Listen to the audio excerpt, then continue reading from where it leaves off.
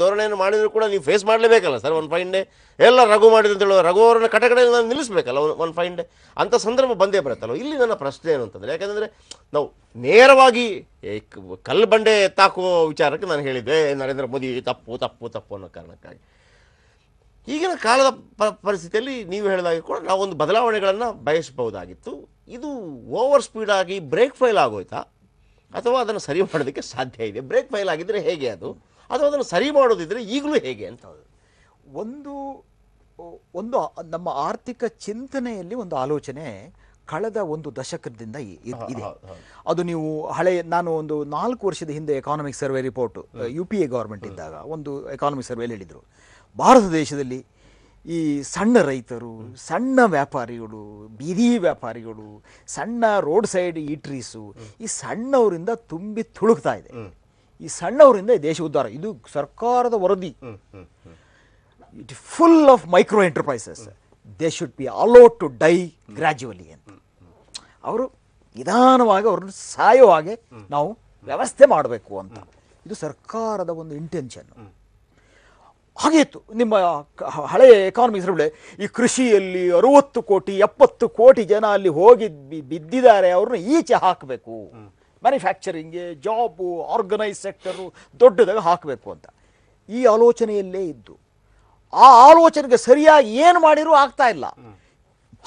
ಹೊಡೆಯೋಣ ಇದನ್ನ ಅಂತ ಹೇಳಿ ಒಂದು ಮಾಡಿದರು. ಅದ್ರ ಸಮಸ್ಯೆ ಏನಂದ್ರೆ, ಬುಲೆಟ್ ಟ್ರೈನ್ ಬರಲಿ, ಎತ್ತಿನ ಗಾಡಿ ನಿಲ್ಸಕ್ಕಾಗಲ್ಲ. ಅನೇಕ ಕಡೆ ಇವತ್ತು ನಿಮ್ಮ ರೂರಲ್ ಟ್ರಾನ್ಸ್ಪೋರ್ಟ್ ಎತ್ತಿನ ಗಾಡಿಯಲ್ಲಿ ಸಾಕ್ತಕ್ಕಂಥ ವ್ಯವಸ್ಥೆ ಟ್ರ್ಯಾಕ್ಟರ್ ಬಂದಿರಬಹುದು. ಏನಿಲ್ಲ ಅಂತಂದ್ರೆ 25 ಗೋಣಿ ಸಿಮೆಂಟ್ ಆದ್ರೆ ಎತ್ತಿನ ಗಾಡಿಯಲ್ಲಿ ಹೋಗ್ತದೆ. ನೀವು ಸಂಪೂರ್ಣವಾಗಿ ನೀವು ಆಮೇಲೆ ಈ ಇನ್ಫಾರ್ಮಲ್ ಎಕಾನಮಿಯನ್ನ ಇಷ್ಟು ಬಂದ್ ಮಾಡೋದಕ್ಕೆ ಇದಕ್ಕೆ ದೊಡ್ಡವರ ಕೈವಾಡವೂ ಇದೆ. ನಿಮಗೆ ಹೆಂಗೆ ಗೊತ್ತಾ, ಇದು ಡಿಜಿಟಲ್ ಎಕಾನಮಿ ಇರ್ಬೋದು. ನಾವು ಡಿಜಿಟಲ್ ಆಗಬಾರ್ದು ಅಂತ ಅಲ್ಲ, ಡಿಜಿಟಲ್ ಆಗಬಾರ್ದು, ಇನ್ನೊಂದು ಆಗಬಾರ್ದು, ಯಾವುದು ಅದು ಅಲ್ಲ. ಆದರೂ ಈ ದೇಶದ ಕೆಲವು ಸಾರಿ ಏನಾದ್ರು ಗೊತ್ತಾ, ಅಡ್ಹಾಕ್ ಡಿಸಿಷನ್ನು ಪ್ರಧಾನಿ ಸ್ವಲ್ಪ ಜಗತ್ತಿನ ಎಲ್ಲ ನೋಡ್ಬಿಟ್ಟು, ಓ ಇಲ್ಲ ನಮ್ಮ ದೇಶವನ್ನು ಒಳ್ಳೆಯ ಉದ್ದೇಶವೇ, ಈಗ ಹೇಳ್ತಾರೆ the road to hell is paved with good intention. ಒಳ್ಳೆ ಸದುದ್ದೇಶದಿಂದನೇ ನರಕದ ಕಡೆ ತಳ್ಳೋದು. ಹಾಗೆ ಹಾಗೆ ಉದ್ದೇಶ ಸರಿಯೇ, ಹಾಗೆ ಅರ್ಥ. ಆಮೇಲೆ ವಾಸ್ತವ ಸ್ಥಿತಿಯನ್ನ ಚೆನ್ನಾಗಿ ಗೊತ್ತಿತ್ತು, ಎಲ್ರಿಗೂ ಗೊತ್ತಿತ್ತು ಎಷ್ಟು ಬ್ಲ್ಯಾಕ್ ಕ್ಯಾಶ್ ಇದೆ, ವೆಲ್ತ್ ಇದೆ, ಹಣ ಯಾರಲ್ಲಿದೆ, ಇನ್ಫಾರ್ಮಲ್ ಎಕಾನಮಿ ಯಾರು, ಕೆಲಸ ನಿಜವಾಗೂ ಯಾರು ಕೊಡಿ, ಎಲ್ಲ ಗೊತ್ತಿತ್ತು. ಆದರೂ ಕೂಡ ಹಿ ಟುಕ್ ಎ ಚಾನ್ಸ್. ಇದನ್ನೆಲ್ಲ ಆ ಕಡೆ ದಾಟಿಸ್ಬೇಕು ಅಂತ. ಆ ಕಡೆ ದಾಟಿಸೋದಕ್ಕೆ ಸಾಧ್ಯತೆ ಇಲ್ಲ. ಸಾಧ್ಯತೆ ಯಾಕಿಲ್ಲ ಅಂದರೆ, ಆರ್ಗನೈಸ್ ಸೆಕ್ಟರ್ಸು ಕೆಲಸ ಕೊಡ್ತಾ ಇಲ್ಲ, ಮಷೀನ್ಸ್ ಬಂದು ಕೆಲಸ ಕಳ್ಕೊಳ್ತಿದ್ದಾರೆ. ಮೊನ್ನೆ ಒಂದು ಓದ್ತಾ ಇದ್ದೀನಿ, ಜನರಲ್ ಮೋಟರ್ಸ್ ಒಂದು ಫ್ಯಾಕ್ಟ್ರಿ ಅಮೆರಿಕಾದಲ್ಲಿ, ಅಲ್ಲಿ ಫ್ಯಾಕ್ಟ್ರಿಯಲ್ಲಿ ಕರೆಂಟ್ ಇಲ್ಲ. ಯಾಕಂದ್ರೆ ರೋಬೋಟ್ಸ್ಗೆ ಕರೆಂಟ್ ಬೇಡ, ಜನನೇ ಬೇಡ. ಈಗ ಅಮೆಜಾನ್ ಗೊಡೌನ್ ಅನ್ನ ಬರೀ ಎವ್ರಿಥಿಂಗ್ ಈಸ್ ಕಂಟ್ರೋಲ್ಡ್ ಆಟೋಮ್ಯಾಟಿಕಲಿ. ಜನ ಬೇಡ, ಕೆಲಸ ಕೊಡು. ಆ ದೊಡ್ಡವರು ಕೆಲಸ ಕೊಡ್ತಾರೆ, ಇವ್ರನ್ನಿಲ್ಲಿ ಬೀದಿ ಪರಿಚಿ ಮುಚ್ಚಿದ್ರೆ ಅಲ್ಲಿ ಸಿಗ್ತದೆ ಅನ್ನೋ ಒಂದು ಭ್ರಮೆ ಇದೆಯಲ್ಲ, ಅದು ತಪ್ಪು. ಮತ್ತೆ ನಿಮಗೆ ಇನ್ನೊಂದು ನೋಡಿ, 50 ದಿನದಲ್ಲಿ ನಾವು ಏನು ಸರಿ ಮಾಡ್ತೀವಿ ಅಂತಿದ್ವೋ, ಕಳೆದ ವರ್ಷ ಎಕಾನಮಿಕ್ ಸರ್ವೆ ಬೇಸ್ ಲೆವೆಲ್ 7% ತಗೊಂಡ್ರು. 7.8 7.9% GDP ಗ್ರೋತ್, ಜಗತ್ತಲ್ಲಿ ಹೈಯೆಸ್ಟು ಭಾರತ ಅಂತ ನಾವು ಹೇಳ್ಕೊಂಡು ಬಂದಿದ್ದು.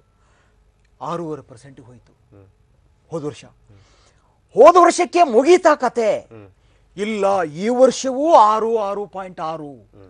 ನೀವು ಇದೆರಡೂ ತಗೊಂಡ್ರೆ ಸುಮಾರು 3-3.5% GDP ನಾವು 2 ವರ್ಷದಲ್ಲಿ ಕಳ್ಕೊಳ್ತಿದ್ದೀವಲ್ಲ, ಅಗಾಧವಾದ ಪ್ರಮಾಣದಲ್ಲಿ ಹೋಯಿತು.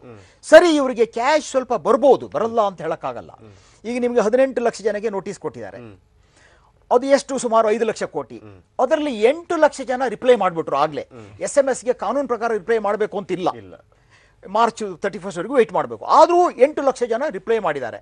ನಿಮಗೆ ನನ್ನ ದೃಷ್ಟಿಯಲ್ಲಿ ಈಗ 1.5-2 ಲಕ್ಷ ಕೋಟಿದು ಮಾರ್ಚ್ ಒಳಗಡೆ ನೋಡಬೇಕಾಗಿದೆ. ನೀವು ಎಲ್ಲ ನೋಡಿದರೂ ಕೂಡ ನಿಮಗೆ ಸರ್ಕಾರಕ್ಕೆ 1 ಲಕ್ಷ ಕೋಟಿ ಬಂದ್ರೆ ಬಹಳ ದೊಡ್ಡ ಸಾಧನೆ ಆಗಿದೆ. ಹೇಳ್ತಿರಲ್ಲ, ಆದ್ರೆ ಈ ವ್ಯವಸ್ಥೆ ಆಯ್ತಲ್ಲ, ಹೊಸ ನೋಟು, ಆಮೇಲೆ ಈ ಆ ಕಡೆ ಈ ಕಡೆ ಹೋಗೋದು, ಅದಕ್ಕೆ ನಿಮಗೆ 1,35,000 ಅಲ್ಲ. ಇಲ್ಲಿ ನೋಡಿ, ಈಗ ಡೈರೆಕ್ಟ್ GDP ಇಂದ ಲಾಸೇ 4 ಲಕ್ಷ ಕೋಟಿ ಆಗುತ್ತೆ. ನೀವು ಇಲ್ಲಿ ಕಳೆದು ಹೋದಾಗ 6.5%, 7.8ರಿಂದ 6ವರೆಗೆ ಬಿದ್ದಿದ್ದು, ಈ ವರ್ಷವೂ ಇಡೀ ವರ್ಷದಲ್ಲಿ GDP ಎದ್ದೇಳೋದಕ್ಕೆ ಸಾಧ್ಯತೆ ಇಲ್ಲದೆ ಇರತಕ್ಕಂಥದ್ದಿಂದ 4 ಲಕ್ಷ ಕೋಟಿ. ಒಂದು ನಿಮಿಷ, 4 ಲಕ್ಷ ಕೋಟಿ GDPಯಲ್ಲಿ ಲೆಕ್ಕಕ್ಕೆ ಸಿಗೋದು. ಆದರೆ ಒಬ್ಬ ಕೆಲಸ ಕಳ್ಕೊಂಡ್ರೆ, ವರ್ಕ್ ಫೋರ್ಸ್ ಇಂದನೇ ಹೊರಬಿದ್ರೆ, ಜೀವನೋಪಾಯ ಮಾರ್ಗವೇ ಬಂದಾದ್ರೆ GDP ಲೆಕ್ಕಕ್ಕೆ ಬರಲ್ಲ. ಸರ್ ಇದರ ಬಂದೆ ಸರ್, ಒಂದು ನಿಮಿಷ ನಾನು ಅದನ್ನ ಆ ಫ್ಲೋ ಕಟ್ ಆಗೋದು ಬೇಡ ಅಂತಷ್ಟೇ, ಮತ್ತೇನಿಲ್ಲ, ಖಂಡಿತವಾಗ್ಲೂ ಬರ್ತೀನಿ. ಈಗ ಸರ್, ಈಗ 2.5 ವರ್ಷ ಟೈಮ್ ಇದೆ ಕೇಂದ್ರ ಸರ್ಕಾರದ ನೆಕ್ಸ್ಟ್ ಎಲೆಕ್ಷನ್ಗೆ. ಈಗಿರೋ ಒಂದು ಟ್ರೆಂಡ್ ಪ್ರಕಾರ, ಐ ಮೀನ್ ನಮಗೆ ಅಥವಾ ನರೇಂದ್ರ ಮೋದಿ ಅವರು ಅಥವಾ ಕಾಂಗ್ರೆಸ್ ಆ ಪ್ರಶ್ನೆ ಅಲ್ಲ ನಾನು ಹೇಳಿದ್ದು. ಈಗಿನ ಈ ನೋಟ್ ಬ್ಯಾನ್ನ ಇದೆಯಲ್ಲ, ಏನು ನೆಗೆಟಿವ್ ಪರಿಣಾಮನೋ ಪಾಸಿಟಿವ್ ಪರಿಣಾಮನೋ ಮುಂದಿನ 2.5 ಅಥವಾ 3 ವರ್ಷಗಳ ತನಕ ಕಾಣುವಂಥದ್ದು ಯಾವುದು ನನಗಂತೂ ಕಾಣ್ತಿಲ್ಲ ಸದ್ಯದ ಮಟ್ಟಿಗೆ. It will take time. ಆದರೆ ಅಲ್ಲಿಯ ತನಕ ಒನ್ಸ್ ಅಗೇನ್ ನರೇಂದ್ರ ಮೋದಿ ಅವರ ಇದೆಯಲ್ಲ ಏನು, ಅಥವಾ ಕೇಂದ್ರ ಸರ್ಕಾರದ ಪ್ರಭಾವಳಿ ಇದೆಯಲ್ಲ, ಅದೇನು ಮಸ್ಕಾಕೋದರ ನರೇಂದ್ರ ಮೋದಿ ಬಂದೆ ಸರ್, ಅಲ್ಲ ಓಕೆ, ನರೇಂದ್ರ ಮೋದಿ ಅವರ ಪ್ರಭಾವಳಿ ಮಸ್ಕಾಗೋ ಥರ ಕಾಣ್ತಾ ಇಲ್ಲ. ಅಂದರೆ ಈಗಲೂ ನಾವು ಒಂದು 3-4 ತಿಂಗಳಲ್ಲಿ ಅರ್ಥ ಮಾಡ್ಕೋಬೇಕು. Very easy sir. ಒಂದು ಸಿನಿಮಾ ಇವತ್ತು ಹೆಬ್ಬುಲಿ ಪಿಕ್ಚರ್ ಸುದೀಪ್ ಅವ್ರದ್ದು ರಿಲೀಸ್ ಆಗ್ತಾ ಇದೆ, ನಿಮಗೆ ರಿಸಲ್ಟ್ ಬಂದ್ಬಿಡುತ್ತೆ ಈಗಲೇ, ವಿದಿನ್ 3 hours ಬಂದ್ಬಿಡುತ್ತೆ, ಸರಿನಾ ಹೌದಾ ಅಂತ. ಇದರಲ್ಲೂ ಒಂದು ಏನೋ ಓಡಬಹುದು, ಅಥವಾ ಬೇರೆ ಏನಾದ್ರು ಒಂದು ಹಾರ್ಡ್ ಮಿಕ್ಸ್ ಮಾಡಿದಾರಂತೆ, ಅಥವಾ ಕ್ಲೈಮ್ಯಾಕ್ಸ್ ಕಟ್ ಮಾಡಿ, ಅಲ್ಲ ಹೇಳಿದ್ದು ಕ್ಲೈಮ್ಯಾಕ್ಸ್ ಕಟ್ ಮಾಡಿದಾರಂತೆ, ಏನಾದ್ರು ಆಗ್ಬೋದು. ಇಲ್ಲಿ ಏನಾಗಿದೆ, ನರೇಂದ್ರ ಮೋದಿ ಅವರ ಈಗಲೂ ಕೂಡ ಅವರ ಜನಪ್ರಿಯತೆಗೆ ಏನು ಕುತ್ತು ಬಂದಿಲ್ಲ ಇಲ್ಲಿ ತನಕ. ಇಲ್ಲ, ಅದು ಮಾರ್ಚ್ 11ನೇ ತಾರೀಕು ಮಾತ್ರ ಗೊತ್ತಾಗುತ್ತೆ ಸರ್. ಓಕೆ, ಆ ಮಾರ್ಚ್ 11ನೇ ತಾರೀಕು ಯಾವಾಗ ಕೇಳೊಂದು ಬ್ರೇಕ್ ಆದ್ಮೇಲೆ. ಎಸ್, ಬನ್ನಿ ಹೇಳಿ.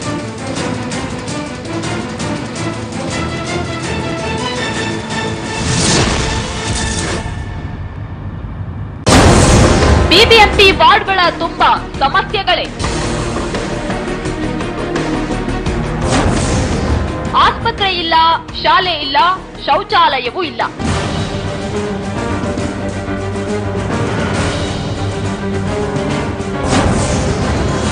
ಸಂಜಯನಗರ ವಾರ್ಡ್ನಲ್ಲಿ ರಸ್ತೆ, ನೀರಿನ ಪ್ರಾಬ್ಲಮ್.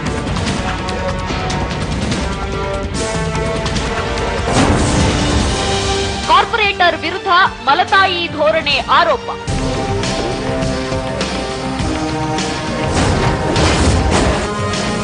ಬೆಂಗಳೂರು ಲೈವ್ ಮಧ್ಯಾಹ್ನ 2ಕ್ಕೆ.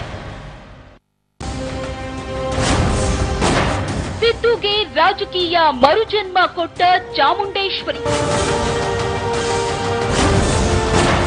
ಕ್ಷೇತ್ರದ ಅಭಿವೃದ್ಧಿಯನ್ನು, ಜನರನ್ನು ಮರೆತ ಶಾಸಕ ಜಿಟಿಡಿ. ಗೃಹ ಮಂಡಳಿ ಅಧ್ಯಕ್ಷರಾಗಿದ್ದಾಗ ಕೋಟಿ ಕೋಟಿ ಲೂಟಿ. ಶಾಸಕರಿಂದ ಸಮಸ್ಯೆ ಬಗೆಹರಿಯೋ ಬಗ್ಗೆ ಇಲ್ಲ ಖಾತ್ರಿ. ಎಂಎಲ್ಎ ಸಮಯ ಮಾರ್ಕ್ಸ್ ಕಾರ್ಡ್.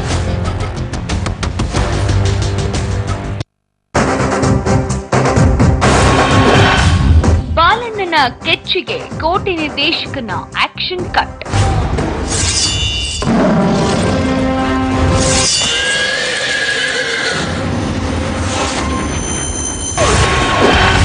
ತೆಲುಗು ತಮಿಳಿನಲ್ಲೂ ಘರ್ಜಿಸಲು ಹೆಬ್ಬುಲಿ ಸನ್ನದ್ಧ.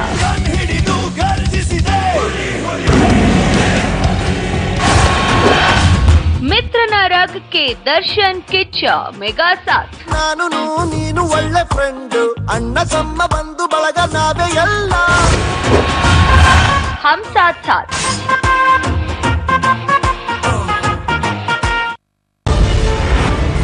ನಿಗೂಢ ವಿಸ್ಮಯ ಪವಾಡಗಳ ತವರೂರು ಕೊಟ್ಟೂರು.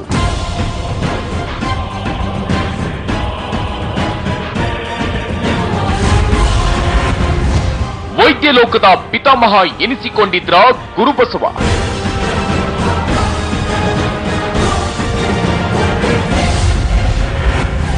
ದೆಹಲಿಯಿಂದ ಅಕ್ಬರ್ ಕೊಟ್ಟೂರೇಶ್ವರನ ಹುಡುಕಿ ಬಂದದ್ದು ಏಕೆ?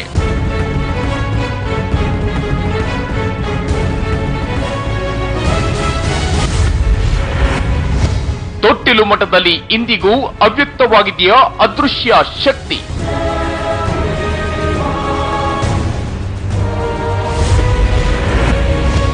ಸಿದ್ಧ ಪರಂಪರೆಯ ಗುರುವಿಗೆ ನಿತ್ಯವೂ ಜೋಗುಳ ಹಾಡೋದೇಕೆ?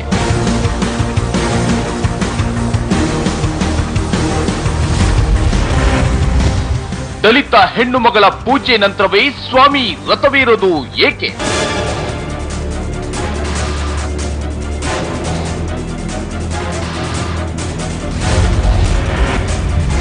ಕೊಟ್ಟೂರೇಶ್ವರ ಮಹಿಮೆ ನಿಮಗೆ ಗೊತ್ತಿಲ್ಲದ ಇಂಟ್ರೆಸ್ಟಿಂಗ್ ವಿಷಯ.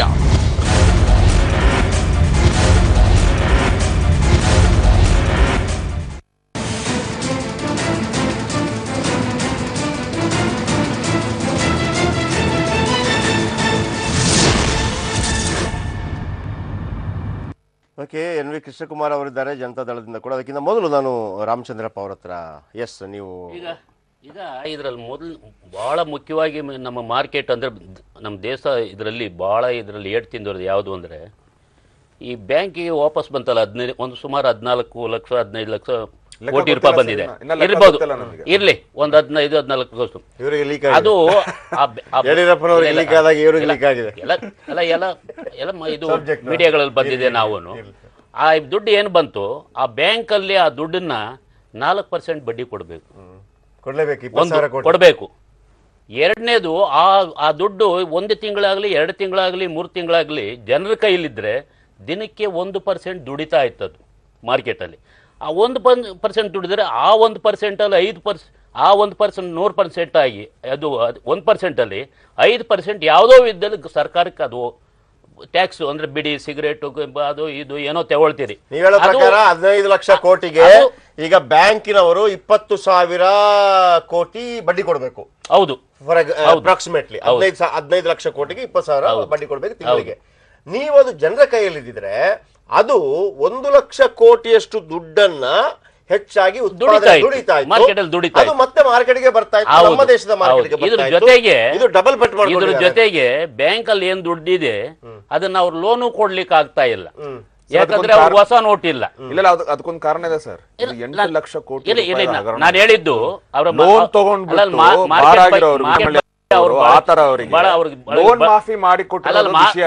ಮಾರ್ಕೆಟ್ ಬಗ್ಗೆ ಅವ್ರು ಬಹಳ ಚೆನ್ನಾಗಿ ಗೊತ್ತು. ನಾವು ಸಣ್ಣದು ಹೇಳೋ ಬದಲು ಈ ದೊಡ್ಡದು ಇದು ನಾನು ಎಲ್ಲ ಒಟ್ಟಿಗೆ ಹೇಳ್ತಾ ಇದ್ದೀನಿ. ಇಷ್ಟೂನು ಸರ್ಕಾರಕ್ಕೆ ಏನ್ ಲಾಸ್ ಆಗುತ್ತೆ. ಇದು ನೀವು ಒಂದ್ ತಿಂಗಳಿಗೆ ಸುಮಾರು 20,000 ಕೋಟಿ ರೂಪಾಯಿ ಲಾಸ್ ಆಗುತ್ತೆ. ರಾಮಚಂದ್ರಪ್ಪ ಅವ್ರು ಹೇಳೋದು, ಈಗ ನಮ್ಮೆಲ್ಲ ಕೈಯಲ್ಲಿರುವಂತ ದುಡ್ಡನ್ನು ನೀವು ಬ್ಯಾಂಕಿಗೆ ಹಾಕಿಸಿದ್ರಿ, ಬ್ಯಾಂಕಿಗೆ ಹಾಕಿದಾಗ ಬ್ಯಾಂಕ್ ಸುಮ್ಮನೆ ಇಟ್ಕೊಳ್ಳೋದಿಲ್ಲ, ಅವ್ರು ನಮಗೆ ಬಡ್ಡಿ ಕೊಡಬೇಕಾಗತ್ತೆ. ಬಡ್ಡಿ ನೀವು 4% ಬಡ್ಡಿ ತಗೊಂಡ್ರು ಕೂಡ ಒಂದು 15 ಲಕ್ಷ ಕೋಟಿಗೆ ತಿಂಗಳಿಗೆ 20,000 ಕೋಟಿ ಬಡ್ಡಿ ಕೊಡಬೇಕು ಅಂತೇಳಿ. ಆ ಬಡ್ಡಿ ಸಿಗಬಹುದು ಅಂತ ನಾವು ಖುಷಿ ಪಡೋದಕ್ಕಿಂತ ಹೆಚ್ಚಾಗಿ ಸರ್ಕಾರದ ಒಂದು ಆರ್ಥಿಕತೆ ಅಭಿವೃದ್ಧಿ ಆಗ್ಬೇಕು ಅಂತ ಆ 15 ಲಕ್ಷ ಕೋಟಿಯಲ್ಲಿ ಒಂದು 12 ಲಕ್ಷ ಕೋಟಿ ಜನರ ಕೈಯಲ್ಲಿ ಇತ್ತು ಅಂತ ಇಟ್ಕೊಳ್ಳಿ. ಯಾವುದೋ ಒಂದು ವಿಚಾರಕ್ಕೆ ಹಾಕ್ತಾನೆ, ದುಡಿತಾನೆ, ಮತ್ತೊಂದೇನೋ ಒಂದು ಮಾಡ್ತಾನೆ, ವ್ಯಾಪಾರ ಮಾಡ್ತಾನೆ. ಅದು ನೀವು ಬಡ್ಡಿ ಕೊಟ್ರಲ್ಲ, ಅದರ 4 ಪಟ್ಟು ಹೆಚ್ಚು ದುಡಿತಾ ಇತ್ತು, ಅದು ಸರ್ಕಾರಕ್ಕೆ ಲಾಭ ಆಗ್ತಾ ಇತ್ತು. ಹಾಗಿರುವಾಗ ಒಂದು ಕಡೆ ಬ್ಯಾಂಕಿಗೆ 20,000 ಕೋಟಿ ನಷ್ಟ ನಿಮಗೆ ಇದು ಕೊಟ್ಟು, ಇಲ್ಲೊಂದು 80,000 ಕೋಟಿ ದುಡಿತಾ ಇತ್ತು, ಒಟ್ಟು 1 ಲಕ್ಷ ಕೋಟಿ ನೀವು ನಷ್ಟ ಮಾಡ್ಕೊಂಡ್ರಿ ಒನ್ಸ್ ಅಗೇನ್ ಅನ್ನೋ ರೀತಿಯಲ್ಲಿ. ಪ್ರಕಾಶ್ ಅವ್ರ ಇನ್ನೊಂದು ವಿಷಯ ನಾನು ಹೇಳ್ಬೇಕಂತಿದ್ದೀನಿ. ರಘು ಅವ್ರು ಹೇಳ್ತಾರೆ, ಎಲ್ಲರೂ ನಾವು ಸಹ ಆ ಥರನೇ ಯಾವುದೇ ಡಿಸಿಷನ್ ತಗೊಂಡಾಗ ನಾವು ಅದನ್ನ ಉದ್ದೇಶ ಒಳ್ಳೇದಾಗಿತ್ತು ಅಂತ ಹೇಳ್ಬಿಟ್ಟು ಅದರಿಂದ ನಾವು ಹೊರಗೆ ಬರೋ ಸಮಯ ಆಗಿದೆ. ಉದ್ದೇಶ ಒಳ್ಳೇದಾಗಿತ್ತು ಅಂತ ಹೇಳ್ಬಿಟ್ಟು ಆ ಒಂದು ಕಾರಣ ಹಿಡ್ಕೊಂಡ್ಬಿಟ್ಟು ನಾನು ಏನೇ ಬೇಕಾದ್ರೂ ತಪ್ಪು ಮಾಡೋಂಗಿಲ್ಲ, ನನಗೆ ಹಕ್ಕಿಲ್ಲ. ಅದು ಎಸ್ಪೆಷಲಿ ನೀವು ಹೇಳಿದ ಪ್ರಕಾರ ಸಂವಿಧಾನದಿಂದ ನಾವೆಲ್ಲ ಪ್ರಜಾಪ್ರಭುತ್ವದಲ್ಲಿ ಹಕ್ಕು ಕೊಟ್ಟಿರೋ ಒಬ್ಬ ಮನುಷ್ಯ ಪ್ರಧಾನಮಂತ್ರಿ ಅಂತ ಹೇಳಿದ್ರೆ ನಮ್ಮೆಲ್ಲರ ಜವಾಬ್ದಾರಿ, ನಮ್ಮೆಲ್ಲರ ಜವಾಬ್ದಾರಿ ಸರ್. ಅವ್ರಿಗೆ ಈಗ ನಮಗೆ ಈಗ ಈ ರೀತಿ ಬದುಕಬಹುದು, ನಿನ್ನೆಗೆ ನಾಳೆಗೆ ಇಂದು ನಮ್ಮಲ್ಲಿ ಚಿಂತೆ ಎತ್ತಕ್ಕೆ ಅನ್ನೋ ರೀತಿಯಲ್ಲಿ ಬದುಕಬಹುದು. ನರೇಂದ್ರ ಮೋದಿ ಅಥವಾ ಪ್ರಧಾನಮಂತ್ರಿ ಯಾರೇ ಆಗಿರಲಿ, ಅವರು 50 ವರ್ಷದ ನಂತರದ ಜನರೇಷನ್ ಅನ್ನು ಇಟ್ಕೊಂಡು ಕೂಡ ನಾನ್ ಕೇಳ್ತಾರ ಪ್ರಶ್ನೆ ಒಂದೇ, ಅನೌನ್ಸ್ ಆದಾಗ ಡಿಸಿಷನ್ ಇದು ನರೇಂದ್ರ ಮೋದಿ ಅವರ ಡಿಸಿಷನ್ ಅಂತ ಹೇಳಿದ್ರು. ಇದರಲ್ಲಿ ಏನೋ ಅಪಘಾತ ಆಗ್ತಾ ಇದೆ, ತಪ್ಪು ನಡೀತಾ ಇದೆ, ಇದರಲ್ಲಿ ನಮ್ಗೆ ಏನು ಉದ್ದೇಶ ಇತ್ತೋ ಅದು ನಮ್ಗೆ ಏನ್ ತಿಳ್ಕೊಂಡಿದ್ವು ಆ ತರ ಆಗ್ತಾ ಇರಲಿಲ್ಲ ಅಂತ ಹೇಳಿದ ತಕ್ಷಣನೇ ಎಕ್ಸಿಕ್ಯೂಷನ್ ಪ್ರಾಬ್ಲಮ್ ಆಗ್ಬಿಡ್ತು. ಡಿಸಿಷನ್ ಚೆನ್ನಾಗಿದೆ, ಇವ್ರಿಗೆಲ್ಲ ಅದ್ ನಡ್ಸೋಕ್ ಬರ್ತಾ ಇಲ್ಲ ಅಂತ ಹೇಳ್ತು. ಇನ್ನೂ ಅದ್ರ ಭಯಂಕರವಾದ ನಮಗೆ ಎಕ್ಸ್ಪೀರಿಯನ್ಸ್ ಆಗಕ್ ಸ್ಟಾರ್ಟ್ ಆದಾಗ ಈಗಲೇ ಮಾಹಿತಿ ಕೊಡ್ತಾ ಇದ್ದಾರೆ. ಇಲ್ಲ 6 ತಿಂಗಳ ಮುಂಚೆನೆ ನಾವು RBI ಜೊತೆ ಡಿಸ್ಕಸ್ ಮಾಡಿದ್ವಿ. ಈಗ ಸದ್ಯಕ್ಕೆ ಏನ್ ಕಾಣಿಸ್ತಾ ಇದೆ ಅಂತ ಹೇಳಿದ್ರೆ ನರೇಂದ್ರ ಮೋದಿ ಅವರ ತೀರ್ಮಾನ ಅಲ್ಲ ಇದು, ಎಲ್ಲರೂ ಅವ್ರಿಗೆ ಸಲಹೆ ಕೊಟ್ಟಿದ್ದಾರೆ, ಅವ್ರು ಅನೌನ್ಸ್ ಮಾಡಿದ್ ಮಾತ್ರ ಅಂತ ಹೇಳ್ಬಿಟ್ಟು ಆ ತರ ಒಂದು ಇಮೇಜ್ ಕ್ರಿಯೇಟ್ ಮಾಡ್ಲಿಕ್ಕೆ ಒಂದು ಶ್ರಮ ನಡೀತಾ ಇದೆ. ನಾನು ಬಂದಿದ್ದಕ್ಕೆ 2 ಅಂಶ. ಒಂದು ಡಿಮಾನಿಟೈಸೇಷನ್ ಬಗ್ಗೆ, ಒಂದು ATM ಬಗ್ಗೆ. ನಾಯಕರು ಇವತ್ತು ನರೇಂದ್ರ ಮೋದಿ ಒಂದು ನಿಮಿಷ ಮುಗಿಸ್ಬಿಡ್ತೀನಿ, ಬಂದಿದ್ದಾರೆ. ಪಕ್ಷಾತೀತವಾಗಿ ಹೇಳ್ಬಿಡ್ತೀನಿ. ಡಿಮಾನಿಟೈಸೇಷನ್ ಇನ್ಫಾರ್ಮಲ್ ಎಕಾನಮಿ ತೊಲಗಿಸಿದ್ರೆ ಒಳ್ಳೇದು. ಯಾಕಂದ್ರೆ ನಮ್ ಎಕನಾಮಿಕ್ ಸರ್ವೆ ಅಂತ ಹೇಳ್ತಾರಲ್ವಾ, ಅದ್ರ ಪ್ರಕಾರ 30% ಇಂದ 40% ನಮ್ಮ ಎಕಾನಮಿ ಇನ್ಫಾರ್ಮಲ್ ಎಕಾನಮಿ. ಹಾಗಾದ್ರೆ $1 ಟ್ರಿಲಿಯನ್ ಇನ್ಫಾರ್ಮಲ್ ಅಲ್ಲಿ ಇದೆ. ತೆರಿಗೆ ಗವರ್ಮೆಂಟ್ಗೆ ಇದು ಬರೋದು 5 ಲಕ್ಷ ಕೋಟಿ. 5 ಲಕ್ಷ ಕೋಟಿ ಮೋಸ ಮಾಡ್ತಾ ಇದ್ದಾರೆ ಈ ಕಂಪನಿಗಳೆಲ್ಲ ಟ್ಯಾಕ್ಸ್ ಇಲ್ದಿದ್ರೆ. ಅದು ಬಂದ್ರೆ ಒಳ್ಳೇದು. ಇವಾಗ BBMP ಅಲ್ಲಿ 20 ಲಕ್ಷ ಪ್ರಾಪರ್ಟಿ ಇದೆ, 12 ಲಕ್ಷ ಪ್ರಾಪರ್ಟಿ ತೆರಿಗೆ ಕಟ್ತಾರೆ, 8 ಲಕ್ಷ ಕಟ್ಟೋದೇ ಇಲ್ಲ. ಇವ್ರಿಗೆ ಚೆನ್ನಾಗಿ ಗೊತ್ತು. ಅವರೆಲ್ಲ 8 ಲಕ್ಷ ಕಟ್ಟಿಲ್ದವರೆಲ್ಲ ಆರಾಮಾಗಿದ್ದಾರೆ. ಕಟ್ಟೋರ್ ಮೇಲೆ ತಿರ್ಗಾ 5%, 10% ವೇಜ್ ಇದು ಮಾಡಿ BBMP ಇದು ಮಾಡೋ ಅದೆಲ್ಲ ಆಗ್ತಾ ಇದೆ. ಒಂದ್ ನಿಮಿಷ ಮುಗಿಸ್ಬಿಡ್ತೀನಿ, ನಿಮ್ ಕೊಟ್ಟಿದ್ನಲ್ವ ಅವಕಾಶ. ಮದೇ ಸುಮ್ನೆ ಇರಿ ಒಂದ್ ಸ್ವಲ್ಪ. ಇನ್ಫಾರ್ಮಲ್ ಎಕಾನಮಿ ತೊಲಗಿಸಿದ್ರೆ ಆಯ್ತಾ? ನಾನು ಫೈನಾನ್ಷಿಯಲ್ ಅನಲಿಸ್ಟ್, ಇವ್ರಿಗೆ ಆಪರೇಷನ್ ಗೊತ್ತಿಲ್ಲ. ಯಾಕಂದ್ರೆ ನಮ್ಗೆ ಏನು ಇಂಟ್ರೆಸ್ಟ್ ಕೊಡೋದು. ಎರಡನೇದು ಎರಡನೇದು ATM ವಿಚಾರ ಮಾತಾಡ್ತಿದಾರಲ್ಲ, ಅದರೆಲ್ಲ ಖಾಸಗಿ ಬ್ಯಾಂಕ್ಗಳು ಪಾಲಿದೆ. ಯಾಕಂದ್ರೆ ನಾವು ಹೇಳ್ತಾ ಇರೋದೇನಂದ್ರೆ RBI ಯಾವ ಬ್ರಾಂಚ್ಗೆ ಎಷ್ಟೆಷ್ಟು ದುಡ್ಡು ಕಳಿಸಿದೆ ಅಂತ ಹೇಳ್ಬೇಕು. ಯಾಕಂದ್ರೆ ಈ ಖಾಸಗಿ ಬ್ಯಾಂಕಲ್ಲಿ ಪ್ರೈಮರಿ ಪ್ರೀಮಿಯಂ ಕಸ್ಟಮರ್ಸ್ ಅಂತಾರೆ, ಅವರೆಲ್ಲ ಚೆಕ್ ಕೊಟ್ರೆ ಮನೆಗೆ ಹೋಗುತ್ತೆ. ATM ಅಲ್ಲಿ 500 ರೂಪಾಯಿ 100 ರೂಪಾಯಿ ಯಾಕೆ ಇರೋದಿಲ್ಲ ಅಂದ್ರೆ, ಇವರು ಖಾಸಗಿ ಬ್ಯಾಂಕ್ ಅವ್ರಿಗೆ RBI ಇಂದ ಪ್ರೆಷರ್ ಹಾಕಿ ಎಲ್ಲ ದುಡ್ಡು ಖಾಸಗಿ ಬ್ಯಾಂಕ್ ಅವ್ರಿಗೆ ಹೋಗ್ತಾ ಇದೆ. ನಮ್ಮ ಗ್ರಾಮಾಂತರದಲ್ಲಿ ನ್ಯಾಷನಲೈಸ್ ಬ್ಯಾಂಕ್ಸ್ ಮಾತ್ರ ಇರೋದು. 80,000 ಬ್ರಾಂಚೇ ಇರೋದು ನಮ್ಮ ದೇಶದಲ್ಲಿ. ಈ ಕೋಆಪರೇಟಿವ್ ಬ್ಯಾಂಕ್ ಬಿಟ್ರೆ 80,000 ಬ್ರಾಂಚೇ ಇರೋದು. 1 ಲಕ್ಷ ATM ಇದೆ. ಅದ್ರ ಮಾಹಿತಿ ಕೊಟ್ರೆ RBI. ನಾವು ಲೆವೆಲ್ ರೋಡ್, ನಾನು ಮೊನ್ನೆ ಲೆವೆಲ್ ರೋಡ್ ಬ್ರಾಂಚ್ಗೆ ಹೋಗಿದ್ದೆ, 2,000ನೇ ಬರ್ತಾ ಇತ್ತು. ನಾನು ಕೋಟಕ್ ಮಹೀಂದ್ರ ಬ್ಯಾಂಕ್ ಲೆವೆಲ್ ರೋಡ್ಗೆ 500 ರೂಪಾಯಿಗಳು 2,000 ಕಳಿಸಿದ್ದೀನಿ ಅಂತ ಮಾಹಿತಿ ಕೊಡ್ಲಿ. ಬಹಳ ಸಿಂಪಲ್ ಅದು. ಬಟ್ ATMಗೆ ಹೋಗೋದು ಬೇರೆನೆ. ಬ್ಯಾಂಕ್ಗೆ ಹೋದ್ರೆ ಅವ್ರು ATM ಅಲ್ಲಿ ಹಾಕ್ಬೇಕಲ್ವಾ? ಅವರು ಬ್ಯಾಂಕಿಂದ ಈಗ ATMಗೆ ದುಡ್ಡನ್ನು ತೆಗೆದುಕೊಂಡು ಹಾಕ್ತಾರಲ್ವಾ, ಬೇರೆ ಬೇರೆ ಕಂಪನೀಸ್ಗಳಿಗೆ ಕೊಡ್ತಾರೆ, ಬ್ಯಾಂಕ್ ಏಜೆನ್ಸಿ. ಅದು ಔಟ್ಸೋರ್ಸ್ ಮಾಡಿರ್ತಾರೆ. ಬಟ್ ಇವ್ರ ಹತ್ರ ಲೆಕ್ಕಾಚಾರ ಇರುತ್ತೆ. ನಮ್ಮ RBIಗೆ ಎಷ್ಟು ಹೊಸ ನೋಟ್ ಬಂದಿದೆ ಅಂತ ನಿಮಗ್ ಗೊತ್ತಾ? ಲೆವೆಲ್ ರೋಡ್ ಎಷ್ಟು ಬಂದಿದೆ ಅಂತ? 80,000 ಬ್ರಾಂಚ್ಗೆ ರಿಲೀಸ್ ಮಾಡಕ್ ಆಗಲ್ವಾ ಡೇಟಾ? ಹೌದು, ಈಸಿಯಾಗಿ ಮಾಡ್ಬೋದು. ಇದ್ರ ಬಗೆಹರಿಸೋದು ಏನು ಸಮಸ್ಯೆಗಳೇ ಇಲ್ಲ. ಅದನ್ನ ನಮಗೆ ರಿಲೀಸ್ ಮಾಡದೇ ಇರ್ಲಿ, RBIಗೂ ಮತ್ತು ಕೇಂದ್ರ ಸರ್ಕಾರಕ್ಕೂ ಅದರ ಬಗ್ಗೆ ಮಾಹಿತಿ ಇರುತ್ತಲ್ವಾ? ಕೂಡ ಯಾರೇ ತಪ್ಪು ಮಾಡಿದ್ರು ಕೂಡ ಆತರ. ಈಗ ಅದಕ್ಕಿಂತ ಅದ್ಭುತವಾಗಿ ಹೇಳ್ಬಿಡ್ತೀನಿ ಸರ್ ನಾನು ನಿಮಗೆ, ಎಷ್ಟು ದುಡ್ಡು ಅಲ್ಲಿಂದ ಬಂತು, ಎಷ್ಟು ಬದಲಾವಣೆಗಳಾಯ್ತು ಅನ್ನೋದ್ರ ಅಕೌಂಟ್ ಕೂಡ ಡೈಲಿ ಹೋಗೇ ಹೋಗುತ್ತೆ, ಯಾವ ಅಕೌಂಟ್ಗೆ ಹೋಯ್ತು ಅಂತ ಹೇಳಿ. ನಾನು ನಿಮ್ಗೆ ಅದ್ಭುತವಾದಂತ ಇನ್ನೊಂದು ಮಾತು ಹೇಳ್ತೀನಿ. ಹೇಗೆ ಲಪ್ಪಡ ಆಗತ್ತೆ, ಹೇಗೆ ತೊಂದರೆಗಳಾಗತ್ತೆ, ಹೇಗೆ ದುಡ್ಡನ್ನ ಮೇಲೆ ಕೆಳಗೆ ಮಾಡ್ತಾರೆ ಅಂತೇಳಿ. ಒಂದೊಂದು ಬ್ಯಾಂಕ್ಗಳಲ್ಲಿ, ಅದು ಖಾಸಗಿನೋ ಸರ್ಕಾರಿ ಬ್ಯಾಂಕ್ ಯಾವುದೇ ಆಗಿರಲಿ, ಅಲ್ಲಿ ಒಂದು 500ರಿಂದ 600 ಫೇಕ್ ಅಕೌಂಟ್ ಇರುತ್ತೆ. ಅಲ್ಲಿ 500ರಿಂದ 600 ಫೇಕ್ ಅಕೌಂಟ್ ಇರುತ್ತೆ.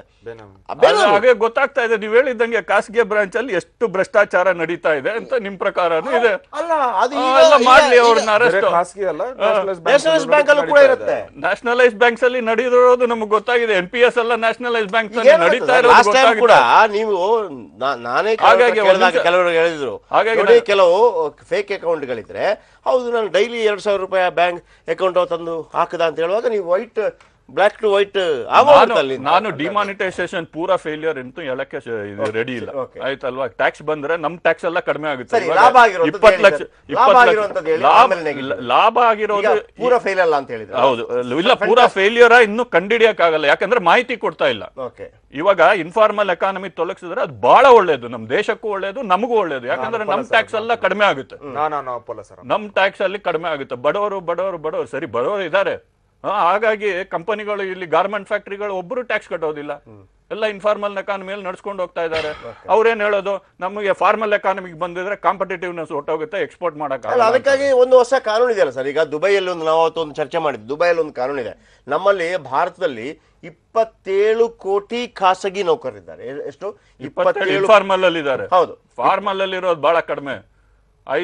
ಮೂರ್ ಕೋಟಿ 2 ಕೋಟಿ ಟ್ಯಾಕ್ಸ್ ಫೈಲ್ ಮಾಡ್ತಾರೆ, ಒಂದು ಕೋಟಿ ಕಡಿಮೆ ಟ್ಯಾಕ್ಸ್ ಕಟ್ಟೋರು ಅಷ್ಟೇ. ಈಗ ನಮ್ಮಲ್ಲಿ ಸರ್ಕಾರಿ ನೌಕರರು 4 ಕೋಟಿ ಜನ ಸರ್ಕಾರಿ ನೌಕರರು ನಮ್ಮಲ್ಲಿ. ಹೌದು. ಉಳಿದ 27ರಿಂದ 30 ಕೋಟಿ ತನಕ ಈ ರೀತಿ ನೀವು ಹೇಳಿದ್ರಲ್ಲ, ಯಾವುದು ಬೇರೆ ಬೇರೆ ರೀತಿಯಲ್ಲಿ ಡೈಲಿ ಮಂತ್ಲಿ ಕ್ಯಾಶ್ ತಗೊಳ್ಳೋರು, ಕೈಯಲ್ಲಿ ಕ್ಯಾಶ್ ತಗೊಳ್ಳೋರು ಇರುವಂತ ಅವ್ರಿಗೆಲ್ಲ ಮೋಸನೂ ಮಾಡ್ತಾ ಇದ್ದಾರೆ. ಯಾಕಂದ್ರೆ ಅವ್ರು PF ಅಲ್ಲಿ ಬರೋದಿಲ್ಲ, ಹೆಲ್ತ್ ಬೆನಿಫಿಟ್ಸ್ ಇಲ್ಲ, ಯಾವ್ದ್ರಲ್ಲೂ ಇಲ್ಲ. ಅಲ್ಲ, ಈಗ ಹಾಗಾಗಿ ಬಡವರಿಗೆ ಮೋಸ ಮಾಡ್ತಾ ಇದ್ದಾರೆ ಇನ್ಫಾರ್ಮಲ್ ಎಕಾನಮಿ ಇರೋರು. ನೀವು ಚರ್ಚೆ ಮಾಡಬೇಕಾಗಿರೋದು ಇನ್ಫಾರ್ಮಲ್ ಎಕಾನಮಿಯಿಂದ ಫಾರ್ಮಲ್ ಎಕಾನಮಿಗೆ ಹೇಗೆ ತರೋದಂತ. ನಮ್ ರಾಮಚಂದ್ರಪ್ಪ ಅವ್ರು ಹೇಳ್ತಾರೆ ಮೆತ್ತಿಗೆ ತರೋಣ ಅಂತ. ಬಟ್ ಇರೋದು ವರ್ಲ್ಡ್ ಪರಿಸ್ಥಿತಿಯಲ್ಲಿ disruption is the key word. ಎಲ್ಲ ಡಿಸ್ಟರ್ಬ್ ಮಾಡಿದ್ರೇನೆ ನಡೆಯೋದು ಅಂತ, ತರೋಕ್ ಆಗಲ್ಲ ಅಂತ ಜಯಪ್ರಕಾಶ್ ಯಾರು ಹೇಳಲ್ಲ, ತರಬಾರ್ದು ಅಂತ ಯಾರು ಹೇಳಲ್ಲ. ಈಗ ಇಲ್ಲಿ ಏನಾಗುತ್ತೆ, ಅದಕ್ಕೆ ಜನನು ಡಿಮಾನಿಟೈಸೇಷನ್ ನ ಬೆಂಬಲಿಸ್ತಾರಂತ ನನ್ ಭಾವನೆ, ಪರ್ಸನಲ್ ಭಾವನೆ. ಯಾರು ಬೇಡ ಅಂತ ಹೇಳಿಲ್ಲ, ಇಟ್ಸ್ ಫೈನ್. ಈಗ ಇಲ್ಲಿ ಏನ್ ಗೊತ್ತಾ, ಈಗ ನಾನೇ ನಿಮ್ಗೆ ಹೇಳ್ಬಿಡ್ತೀನಿ, ಒಂದು ವೇಳೆ ಎಲ್ಲರಿಗೂ ಎಷ್ಟು ಪರ್ಸೆಂಟ್ ಅಕೌಂಟ್ ಇದೆ ನಮ್ಮಲ್ಲಿ? 60% ಜನ ಈಗ ಸದ್ಯಕ್ಕೆ ಅಕೌಂಟ್ ಹೋಲ್ಡರ್ಸಾ? 27 ಕೋಟಿ ಆಕ್ಟಿವ್, 80 ಕೋಟಿ ಇದೆ ಇನ್ಆಕ್ಟಿವ್ ಅಕೌಂಟ್ಸ್. ಅದರಲ್ಲಿ 50 ಕೋಟಿ ಇದೆ, 27 ಕೋಟಿ ಆಕ್ಟಿವ್ ಅಕೌಂಟ್ಸ್ ಇದೆ. ಅದು ಇಲ್ಲ, 80 ಕೋಟಿ ಅಕೌಂಟ್ಸ್ ಇದೆ, 27 ಕೋಟಿ ಆಕ್ಟಿವ್ ಅಕೌಂಟ್ಸ್. ಆಕ್ಟಿವ್ ಅಕೌಂಟ್ಸ್ ಅಂದ್ರೆ ಇನ್ನೂ 43 ಸುಮ್ನೆ ಜನಧನ್ ಓಪನ್ ಮಾಡಿ 50 ರೂಪಾಯಿ ನೀವು ಹೇಳಿದಂಗೆ ಹಾಕಿ ಇಟ್ಟಿದ್ದಾರೆ. ಈಗ ದುಡ್ಡು ಎಲ್ಲವೂ ಕೂಡ ಟ್ಯಾಕ್ಸ್ ಅಂಡರ್ ಬರಬೇಕು, ಅದ್ರಲ್ಲಿ 2 ಮಾತು ಇಲ್ವೇ ಇಲ್ಲ, ಎಲ್ಲ ಸಿಗ್ಲೇಬೇಕು ಅಂತ. ಆ ಕೃಷಿಕರಿಗೆ ವಿಚಾರಕ್ಕೆ ಒಂದು ಬಿಟ್ರೆ ಅದರಲ್ಲೂ ಕೂಡ ಹೈಯೆಸ್ಟ್ ಆಗಿ ಯಾರು ಅರ್ನ್ ಮಾಡ್ತಾ ಇದ್ದಾರೆ ಅವರನ್ನು ಕೂಡ ಅದರ ಒಳಗೆ ತನ್ನಿ 2% ತಂದು ಜಾಸ್ತಿ ಪ್ರೊಡ್ಯೂಸ್. ಕೃಷಿನ ಮಾರ್ಕೆಟ್ ಮಾಡೋರು ಸಹ ಅವರು ಸಹ ಇನ್ಫಾರ್ಮಲ್ ಎಕಾನಮಿನ ಸರ್ಕಾರನೇ ಮೋಸ ಅನ್ನೋದು ನಾನು. ಕಂಪನಿಗಳ ಪಾಲಿದೆ, ನ್ಯಾಷನಲೈಸ್ ಬ್ಯಾಂಕ್ಸ್ ಪಾಲಿಗೆ ಇದೆ, ಖಾಸಗಿ ಬ್ಯಾಂಕ್ಗಳ ಪಾಲಿದೆ, ಎಲ್ಲ RBI ಪಾಲಿದೆ. ಸರ್ಕಾರ ಏನ್ ಮಾಡ್ತಾ ಇದೆ? ನಮ್ಮ RBI ವೀಕ್ ರೀ. ರೆಗ್ಯುಲೇಷನ್ ಕಸ್ಟಮರ್ ಪರವಾಗಿ ಯಾವಾಗಿದ್ದಾರೆ ಹೇಳಿ? 1000 ಉದಾಹರಣೆ. ಯಾವಾಗ RBI customer RBI regulator, independent regulator. RBI control ಯಾರು ಮಾಡೋದು? ಇಂಡಿಪೆಂಡೆಂಟ್ ರೆಗ್ಯುಲೇಟರ್ ಅವರು. ಸರ್, ಸರ್ಕಾರ ಇಂಡಿಪೆಂಡೆಂಟ್ ರೆಗ್ಯುಲೇಟರ್ ಬ್ಯಾನ್ ಮಾಡಬಹುದು. ಸರ್ಕಾರ ಏನು ಯಾವ್ದು ಸಾಯೋ ತನಕ ಸರ್ಕಾರ ನಿಮ್ ಜೊತೆನೆ ಏನ್ ದುಡ್ಡು ಕೊಟ್ಕೊಂಡು ಹೋಗ್ಬೇಕಾ? ಖಂಡಿತವಾಗ್ಲು ನೋಡಿ, ಖಂಡಿತವಾಗ್ಲು ಸರ್. ಅದಕ್ಕೆ ಆಮ್ ಆದ್ಮಿ ಫೇಲಿಯರ್ ಆಗೋದು. ಅದೇ ಸರ್, ಅದು ನೋಡೋಣ, ಮಾರ್ಚ್ 11ಕ್ಕೆ ನೋಡೋಣ. ಈಗ ನೀವು ಒಳ್ಳೆ ಮಾತು ಹೇಳಿದ್ರಿ. ಉತ್ತರ ಪ್ರದೇಶ ನಿಮಗೆ ಏನಾರ ಸಾಲ್ವ್ ಆಗ್ಬೇಕಾದ್ರೆ ಚರ್ಚೆ ಆಗ್ಬೇಕು. ಚರ್ಚೆ ಆಗಿ ಬೇರೆಯವ್ರ ಹತ್ರ ನೀವು ಸಲಹೆಗಳು ತಗಂದ್ರೆ ಪ್ರಜಾಪ್ರಭುತ್ವ ವ್ಯವಸ್ಥೆ ಬಹಳ ಚೆನ್ನಾಗಿ ಪ್ರಪಂಚದಲ್ಲಿ ಸಾಲ್ವ್ ಆಗದಿರ ಯಾವುದೂ ಇಲ್ವೇ ಇಲ್ಲ. ಚರ್ಚೆ ಆಗ್ಬೇಕು. ಚರ್ಚೆನೆ ಮಾಡಿದ್ರೆ ತಂದಿರೋ. ಈಗ ನಾನು ಹೇಳಿದೇನು ಗೊತ್ತಾ ಸರ್, ಟ್ಯಾಕ್ಸ್ ಯಾರು ಕಟ್ತಾ ಇಲ್ಲ ಅವರನ್ನ ಟ್ಯಾಕ್ಸ್ ವ್ಯಾಪ್ತಿಗೆ ತನ್ನಿ ಅಂತ ತರಬೇಡಿ ಅಂತ ಯಾರು ಯಾರು ಹೇಳೋದಿಲ್ಲ. ಅಲ್ಲ ಸರ್, ಗಾರ್ಮೆಂಟ್ ವರ್ಕರ್ಸ್ ಗಾರ್ಮೆಂಟ್ ಅಂತೀರಾ, ಅಲ್ಲಿ ಹೋಗಿ ಮಾತಾಡಿ. ಅವರೆಲ್ಲ ಬೇಡ ನಮಗೆ ಕ್ಯಾಶ್ ಎಕಾನಮಿ ಇರ್ತೀವಿ ಅಂತಾರೆ. ಇನ್ಫಾರ್ಮಲ್ ಎಕಾನಮಿದಲ್ಲಿ ಟ್ಯಾಕ್ಸ್ ಕಟ್ತಾ ಇಲ್ಲ ಅಂತ ನೀವು ಹೆಂಗ್ ಹೇಳ್ತಾ ಇದ್ದೀರಾ? How can you say that? That is economic estimate. Our income ಎಷ್ಟಿದೆ ನೀವು ಹೇಳಿ. Our income ಎಷ್ಟಿದೆ ಹೇಳಿ. 30 to 40% is informal economic survey. Economic survey quote ಮಾಡ್ತಾರೆ 40% informal economy ಅಂದ್ರೆ 2 trillion USD. ಕೃಷ್ಣ ಅವರೇ, USD ಬೇಡ, ರೂಪಾಯಿದಲ್ಲೇ ಮಾತಾಡಿ. $10 are out of into the informal economy. ಹಾಗಾದ್ರೆ ಎಷ್ಟು ತೆರಿಗೆ ಬರಬೇಕು? ಸರ್, ತೆರಿಗೆ 10 ಲಕ್ಷ ಕೋಟಿ ಮೇಲ್ ಬರಬೇಕು. ನಮ್ದೆಲ್ಲ ಎಷ್ಟು ಇನ್ಕಮ್ ಟ್ಯಾಕ್ಸ್? 10% ಆಗುತ್ತೆ. ಸರ್, ಒಂದು ನಿಮ್ಗೆ ಅರ್ಥ ಆಗ್ತಾ ಇಲ್ಲ ಒಂದು ವಿಚಾರ. ನಮ್ಗೆಲ್ಲ ಅರ್ಥ ಆಗ್ತಾ ಇದೆ, ಅರ್ಥ ಆಗಿಲ್ಲ ಅಂತ ಹೇಳ್ಬೇಡಿ. ನಮ್ಗೆ ಒಪಿನಿಯನ್ ಡಿಫರೆನ್ಸ್ ಇದೆ ಅಷ್ಟೇ. ಅಲ್ಲ ಸರ್, ಅಲ್ಲ ಹೇಳಿ ಕೇಳ್ತೀನಿ. ಅಲ್ಲ, ನೀವು ನೀವು ತಪ್ಪು ಹೇಳ್ತೀರಿ ಅಂತ ನಾನು ಹೇಳ್ತಾ ಇಲ್ಲ. ನೀವು ಹೇಳೋದನ್ನ ಅಲ್ಲ ಹಂಗಲ್ಲ ಸರ್, ಅರ್ಥ ಮಾಡ್ಕೊಳ್ಳೋಕೆ ಕೆಪಾಸಿಟಿ ಇದೆ. ಮೋಸ್ಟ್ಲಿ ನನಗೆ ಅರ್ಥ ಆಗ್ತಿಲ್ವೇನೋ ನೀವು ಹೇಳೋದು. ನೀವು ಪರ್ಸನಲ್ ಆಗಿ ತಗೋಬೇಡಿ ದಯವಿಟ್ಟು. ಪರ್ಸನಲ್ ಇಲ್ಲ, ನಮ್ಗೆ ಅರ್ಥ ಆಗಲ್ಲ ಅಂತ ಹೇಳ್ಬೇಡಿ ಅಷ್ಟೇ. ಅಲ್ಲ ಸರ್, ನನಗೆ ಅರ್ಥ ಆಗ್ತಿಲ್ಲ ಅಂತ ಇಟ್ಕೊತೀನಿ. ಯಾವ್ದು ಅರ್ಥ ಆಗ್ತಿಲ್ಲ ಎಕ್ಸ್ಪ್ಲೈನ್ ಅದನ್ನ ನನಗೆ ಹೇಳಿ. ಈಗ ಅದಕ್ಕಾಗಿ ಡಿಮಾನಿಟೈಸೇಷನ್ ತಂದು ಇಟ್ಕೊಳ್ಳಿ. ಹಾಗಿದ್ರೆ ಯಾಕೆ ಸಕ್ಸಸ್ ಆಗಿಲ್ಲ? ಇನ್ಫಾರ್ಮಲ್ ಆಗಿ ಟ್ಯಾಕ್ಸ್ ಬರೋರು ಬರ್ಬೇಕಿತ್ತಲ್ಲ, ಯಾಕೆ ಬರ್ತಿಲ್ಲ? ಅದೇ ಇನ್ನೂ ಗೊತ್ತಾಗಲ್ಲ ರೀ. ಮಾಹಿತಿ ರಿಲೀಸ್ ಮಾಡಿದ್ರೇನೆ ಗೊತ್ತಾಗುತ್ತೆ. ಮಾಹಿತಿ ರಿಲೀಸ್ ಮಾಡಿದ್ರು ಗೊತ್ತಾಗಲ್ಲ ಸರ್. ಒಂದ್ ನಿಮಿಷ ಹೇಳ್ತೀನಿ ಕೇಳಿ. 3 ವರ್ಷದ ಇವಾಗ 2019 ಚುನಾವಣೆ ಆಗುತ್ತೆ. 2020 ಅಲ್ಲಿ ಬಜೆಟ್ ಮಂಡನೆ ಮಾಡಿಸ್ತಾರೆ. ಆವಾಗ 30 ಲಕ್ಷ ಕೋಟಿ ಇದು ಇದು ಬಂದು ಇನ್ಕಮ್ ಬಂದ್ರೆ ಮಾನಿಟೈಸೇಷನ್ ಸಕ್ಸಸ್ 17 ಲಕ್ಷ ಕೋಟಿಯಿಂದ 30 ಲಕ್ಷ ಕೋಟಿಗೆ ಹೇಗೆ ಸಾಧ್ಯ? ಒಂದೇ ನಿಮಿಷ. Tax ಬಂದಿದೆ ಅಂತ ಅರ್ಥ. ಚಂದ್ರಪ್ಪನವರೇ, ನೀವು ಬಹಳ ಹಿರಿಯ ಅಧಿಕಾರಿಗಳು ಬಿಬಿಎಂಪಿ ಬಜೆಟ್ ಮಂಡಿಸಿದೀರಾ, ಹಾಗೆಲ್ಲ ಮಾತಾಡಬೇಡಿ. ಅದೇ ಕಾಂಗ್ರೆಸ್ ಸರ್ಕಾರ 1,70,000 ಕೋಟಿ ಬಜೆಟ್ ಮಾಡ್ತಾರೆ, ಸೊನ್ನೆಗಳು ಸೇರ್ತಾರೆ ಅಂತ ಹೇಳಕ್ ಸಕ್ಸಸ್ ಆಗಿದ್ರೆ ಇವತ್ತು ನಮಗೆ ಇಷ್ಟೊಂದು ಲಾಭ ಆಗಿದೆ ಅಂತ ಹೇಳಿರೋರು ಅಲ್ಲ. ಈಗ ಯಾಕೆ ಹೇಳ್ತಾ ಇಲ್ಲ? ಲಾಭ ಇನ್ನು ಹೇಳಕ್ ಆಗಿಲ್ಲ ಅಂತ. ಈಗ 15 ಲಕ್ಷ ಕೋಟಿ ಬ್ಯಾಂಕ್ ಬಂತಲ್ಲ ಸರ್, 15 ಕೋಟಿ ಬಂದಿದೆ ಅಂತ ಗೊತ್ತಿಲ್ಲ. ಆಯ್ತು ಬಿಡಿ, ಸಕ್ಸೆಸ್ ಹೆಂಗಾಗಿದೆ? ಡಿಸೆಂಬರ್ 11 ತನಕ 13 ಲಕ್ಷ ಕೋಟಿ ಬಂದಿದೆ ಅಂತ ಅಷ್ಟೇ ಇಟ್ಕೊಳ್ಳೋಣ, ಅಷ್ಟೇ ದುಡ್ಡು ಬಂತಲ್ವಾ, ಅಷ್ಟೇ ದುಡ್ಡು ಬಂತು. ಆ ದುಡ್ಡು ಬಂದಿದ್ದು ಅದೇನು, ಯಾವ ದುಡ್ಡು ಅದು? ಅದು ನಮ್ಮಲ್ಲ ಹತ್ರ ಇರೋರೆಲ್ಲ ಎಕ್ಸ್ಚೇಂಜ್ ಮಾಡ್ಕೊಂಡಿದ್ವಿ. ಬ್ಲಾಕ್ ಮನಿ ಅಲ್ಲ, ಬ್ಲಾಕ್ ಮನಿನ ವೈಟ್ ಮನಿನ ಗೊತ್ತಿಲ್ವಾ? ಯಾಕೆ ಜನ್ಧನ್ ಅಕೌಂಟ್ ಅಲ್ಲೆಲ್ಲ ಇದೆ ರೀ, ಹೇಗೆ ಹೇಳ್ತೀರಾ ನೀವು? ಅಯ್ಯೋ, ಎಷ್ಟೋ ಭ್ರಷ್ಟಿಗಳು ಬಂದು ಡೆಪಾಸಿಟ್ ಮಾಡಿದ್ದಾರೆ. ಒಂದ್ ನಿಮಿಷ ಸರ್, ಒಂದ್ ನಿಮಿಷ ಸರ್, ಈಗ ಒಂದ್ ಹೇಳ್ತೀನಿ ಸರ್, ಈಗ ಒಂದ್ ಹೇಳ್ತೀನಿ. ವಿನೋದ್ ಅವರು ಅಲ್ಲ, ಒಂದ್ ನಿಮಿಷ ಹೇಳ್ತೀನಿ. ವಿನೋದ್ ಅವ್ರ ಹತ್ರ, ವಿನೋದ್ ಅವರು ತಿಂಗಳಿಗೆ ಒಂದು 2 ಲಕ್ಷ ದುಡಿತಾರಪ್ಪ, ಅವ್ರು ಬ್ಯಾಂಕ್ ಅಕೌಂಟೇ ಮಾಡಿಸಿಲ್ಲ. What is the problem? Bank account ಮಾಡಿಸಿಲ್ಲ. ನೀವು ಹೇಳ್ತೀರಿ ಒಂದು ಬ್ಯಾಂಕ್ ಅಕೌಂಟ್ ಮಾಡಿಸ್ಬಿಟ್ಟು ಜನ್ಧನ್ ವಿಚಾರದಲ್ಲಿ ಹಾಕಿ ಅಂತ ಅಂದ್ಬಿಟ್ಟು ದುಡ್ಡು ಹಾಕ್ತೀನಿ ಅಂತ ಇಟ್ಕೊಳ್ಳಿ. ಅವನು ಅಕೌಂಟೇ ಮಾಡಿಲ್ಲ, ಅವನು ದುಡ್ಡು ಯೂಸ್ ಮಾಡ್ತಾ ಇದ್ದಾನೆ ಅಂತೇಳಿ. ಜನ್ಧನ್ಗೆ ನೀವೇನು ಹೇಳಿದ್ರಿ, 60,000 ತನಕ ದುಡ್ಡು ಅಲ್ಲಿ ಹಾಕ್ಬೋದು, 10,000 ತೆಗಿಬೋದು ಅಂತೇಳಿ. ಅವ 2.5 ಲಕ್ಷ ದುಡ್ಡನ್ನು ತಗೊಂಬಂದು ಅವ ಹಾಕ್ತಾನೆ. ನೀವಿವತ್ತು ಅವನ ವಿರುದ್ಧ ಯಾವ್ದಾದ್ರು ಕ್ರಮ ಕೈಗೊಳ್ಳೋದಕ್ಕೆ ಮುಂದಾದ್ರ?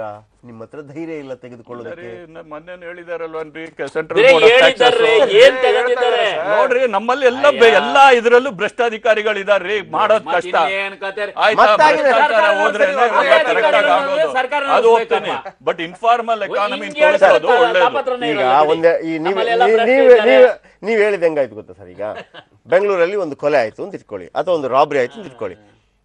ಪೊಲೀಸ್ ಅಧಿಕಾರಿನ ಕೇಳುವಾಗ ನೀವೇನು ಹೇಳ್ತೀರಿ? ಇಲ್ಲ ಸರ್, ನಮ್ಮಲ್ಲಿ ಎಲ್ಲ ಕೊಲೆ ಮಾಡೋರು ಇದ್ದಾರೆ. ಹಂಗಲ್ಲ, ಮತ್ತೆ ನಿನಗೆ ಯಾಕಪ್ಪ ಅಧಿಕಾರ ಕೊಟ್ಟಿರೋದು? ನಾವು ಹೇಳ್ತಿರೋದು, ಪ್ರಧಾನಿಯವರೇ, ಈಗ ನನಗೆ ಇಷ್ಟ ಇರಲಿ, ಇಷ್ಟ ಇಲ್ಲದೆ ಇರಲಿ, ವಿನೋದ್ಗೆ ಇಷ್ಟ ಇರಲಿ, ಇಲ್ಲದೆ ಇರಲಿ, ರಘುಗೂ ಇಷ್ಟ ಇಲ್ಲದೆ, ಅವರು ಅಲ್ಲಿದ್ದ 500 ಮತ್ತು 1000 ರೂಪಾಯಿ ನೋಟನ್ನು ನೀವು ಎಕ್ಸ್ಚೇಂಜ್ ಮಾಡಲೇಬೇಕಾಯ್ತಲ್ವಾ? ನೀವು ಮನೇಲಿ ಇಟ್ಕೊಳಕ್ಕಾಗಲ್ಲ. ನರೇಂದ್ರ ಮೋದಿ ಅವರ ಡಿಸಿಷನ್ಗೆ ನನ್ನ ಸಪೋರ್ಟ್ ಇಲ್ಲ ಅಂತ ಇಟ್ಕೊಳಕ್ಕಾಗಲ್ಲ. ಇಲ್ಲಿ ಸರ್, ನಿಮ್ಮಿಂದ ನನಗೆ ಬೇಕಿರೋದು ಏನು ಅಂತಂದ್ರೆ ಒಂದು ಹೇಳ್ತೀನಿ.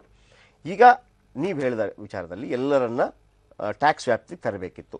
ಟ್ಯಾಕ್ಸ್ ವ್ಯಾಪ್ತಿ ಅಲ್ಲ, ಇನ್ಫಾರ್ಮಲ್ ಎಕಾನಮಿ ಫಸ್ಟ್ ತೊಲಗಿಸಬೇಕು. ಓಕೆ, ಅದಕ್ಕೆ ದಾರಿ ಡಿಮಾನಿಟೈಸೇಷನ್ ದಾರಿನಾ? ಅದು ಬೇರೆ ವಿಚಾರ, ಅದು ಡಿಬೇಟಿಂಗ್ ಬೇರೆ ವಿಚಾರ. ಡಿಮಾನಿಟೈಸೇಷನ್ ಇಂದ ಇದು ಬಂದ್ರೆ ಒಳ್ಳೇದು, ಅದು ಬರೋದು ನಮಗೆ ಇವಾಗ ಗೊತ್ತಾಗಲ್ಲ, 2 ವರ್ಷ ಆದ್ಮೇಲೆ ಗೊತ್ತಾಗೋದು ಅಂತ ನಾನು ಹೇಳೋದು. ಓಕೆ, ಎಸ್ ವೀಕ್ಷಕರೇ, ನೀವು ಇವಾಗ ಒಂದು ಕಂಪನಿ ನಡೆಸ್ತಾ ಇದ್ದೀರಾ, ಇವಾಗ ಬಂದ್ಬಿಟ್ಟು ನೀವು 10 ಲಕ್ಷನೋ 30 ಲಕ್ಷನೋ 50 ಲಕ್ಷನೋ ಬ್ಯಾಂಕಿಗೆ ಹಾಕ್ತೀರಾ, ಅದರಲ್ಲಿ ಎಷ್ಟಂತ ಗೊತ್ತಾಗೋದಿಲ್ಲ. ಇನ್ನು ಅವ್ರು ಬಂದು ಟ್ಯಾಕ್ಸ್ ಕಟ್ಟಿ 2 ವರ್ಷ ಆದ್ಮೇಲೆ ನಮ್ಮ ಕೇಂದ್ರ ಸರ್ಕಾರದ ತೆರಿಗೆ 25 ಲಕ್ಷ ಕೋಟಿಯಿಂದ 30 ಲಕ್ಷ ಕೋಟಿಗೆ ಹೋದ್ರೆ, ಇವಾಗ ನೋಡಿ ರಾಜ್ಯ ಸರ್ಕಾರ ಹೇಳ್ತಾರೆ ರಿಯಲ್ ಎಸ್ಟೇಟ್ ಇಂದ 5,000 ಕೋಟಿ ಬರ್ಬೇಕಾಗಿದ್ದು 3,000 ಕೋಟಿನೇ ಬಂದಿದೆ ಅಂತ. ಆಯ್ತಾ? ಗೊತ್ತಾಯ್ತು ಡಿಮಾನಿಟೈಸೇಷನ್ ಇಂದ ಆಗಿದೆ ಅಂತ.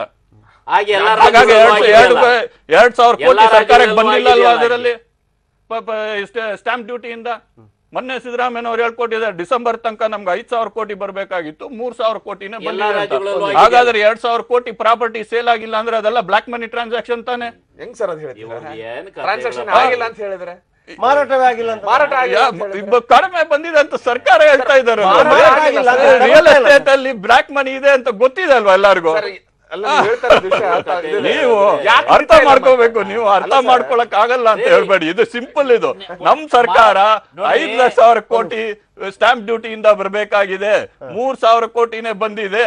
2,000 ಕೋಟಿ ಇಯರ್ ಬೈ ಇಯರ್ 2000ದಿಂದ 2017 ತನಕ ಸ್ಟಾಂಪ್ ಡ್ಯೂಟಿಗಳು ತಗೊಳ್ಳಿ, 10% ಇನ್ಕ್ರೀಸ್ ಆಗ್ತಾನೆ ಹೋಗ್ತಾ ಇದೆ. ಈ ನಮ್ ಸರ್ಕಾರದವ್ರು ಹೇಳಿದ್ದಾರೆ, ಇವ್ರು ರಾಮಚಂದ್ರಪ್ಪ ಸರ್ಕಾರ 5,000 ಕೋಟಿ ಬರ್ಬೇಕಾಗಿತ್ತು ಡಿಸೆಂಬರ್ ತನಕ ಸ್ಟಾಂಪ್ ಡ್ಯೂಟಿಯಲ್ಲಿ, 3,000ದಿಂದ 3,000 ಬಂದಿದೆ.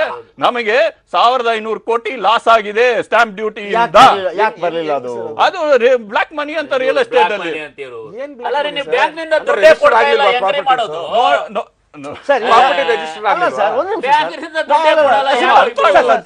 ಸಿಂಪಲ್ ಸರ್, ಒಂದು ನಿಮಿಷ ಸರ್.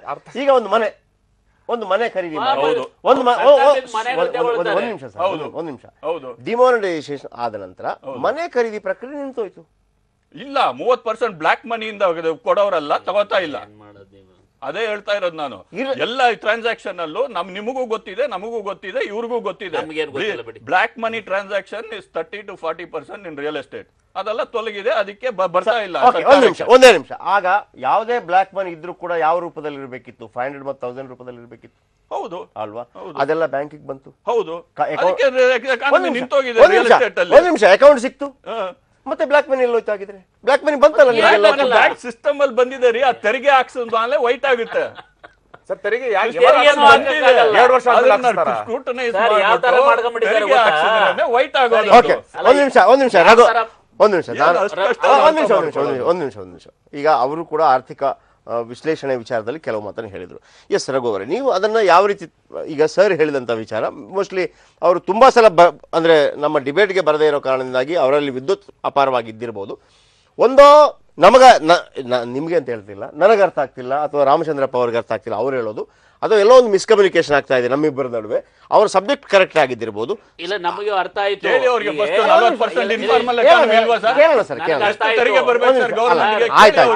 ಆಯ್ತು, ನನಗೆ ಅರ್ಥ ಆಗಿಲ್ಲ ಬಿಡಿ. ಆಯ್ತು, ನನಗೆ ಅರ್ಥ ಆಗಿಲ್ಲ ಬಿಡಿ. ಇಬ್ರು ಎರಡು ತರನು ಇದ್ದಾರೆ. ಶಾಸ್ತ್ರ ಅಲ್ಲ, ನೀವು ಬಿಬಿಎಂಪಿ ಫಸ್ಟ್ ರೆಡಿ ಮಾಡಿಸಿ 20 ಲಕ್ಷ ಪ್ರಾಪರ್ಟೀಸ್ ಹೇಗೆ ತೆರಿಗೆಗೆ ತರಿಸ್ತೀರಾ ಅಂತ ಹೇಳಿ ಫಸ್ಟ್. ಆಯ್ತು, ಒಂದು ನಿಮಿಷ. ಈಗ ನಮಗೆ ರಘು ಭಾಷೆ ಸ್ವಲ್ಪ ಈಸಿಯಾಗಿ ಅರ್ಥ ಆಗುತ್ತೆ. ಫ್ರೀ ಆಗಿಬಿಡೋದು. ಈಗ ಒಂದು ನಿಮಿಷ ರಘು ಸರ್, ಇದನ್ನು ಪಾಲಿಟಿಕಲಿ ಡಿಬೇಟ್ ಅಲ್ಲ ಸರ್. ನೀವು ರಾಜಕೀಯ ಮಾಡಬೇಡಿ ಇದನ್ನ. ಇದು ಮಾರ್ಕೆಟ್ ನಿಂತೋಗಿದೆ ಅಂತ ನಾವು ಅಂತ ಇದ್ದೀರಿ. ಒಂದು ನಿಮಿಷ. ಈಗ ಅವರು ಏನು ಆರ್ಗ್ಯುಮೆಂಟ್ ಇದೆಯಾ ಅದು ಸರ್ಕಾರದ ಆಲೋಚನೆ. ಹೌದು, ಅದು ನಾನು ಹೇಳಿದೆ ಅಲ್ಲ, ಹಿಂದೆ UPI ಕೂಡ ನಮ್ಮಲ್ಲಿ ಬರ್ಡನ್ ಆಫ್ ಹಂಗೇನೆ ಇರಬೇಕು ಕೂಡ. ಸರ್ಕಾರ ಅದೇ ರೀತಿ ಆಲೋಚನೆ ಮಾಡಬೇಕು, ಅದಕ್ಕೆ ಪೂರಕವಾಗಿ ಕಾನೂನನ್ನು ತರಬೇಕು. ಈಗ ನಮ್ಮ ದೀಪಂಕರ್ ಗುಪ್ತಾ ಅಂತ ವೆಲ್ ನೋನ್ ಸೋಶಿಯಾಲಜಿಸ್ಟ್ ಕೂಡ ಇದನ್ನೇ ಹೇಳು, ಈ ಇನ್ಫಾರ್ಮಲ್ ಎಕಾನಮಿ ನಮ್ಮ ದೇಶದ ಬರ್ಡನ್ನು, ಇದರಿಂದ ಹೊರಗೆ ಬರಬೇಕು, ಮುಚ್ಚಬೇಕು ಅಂತಾನೆ ಹೇಳ್ತಕ್ಕಂಥದ್ದು. ನಮಗೆ ಇನ್ನೂ ಒಂದು ಆಸೆ ಇದೆ, ನಮ್ಮ ದೇಶದಲ್ಲಿ ಎಲ್ಲ ಅನಕ್ಷರಸ್ಥರು ಇರಬಾರ್ದು. ಆಯ್ತಾ? ಇವತ್ತಿಗೂ ಒಂದು ನಿಮಿಷ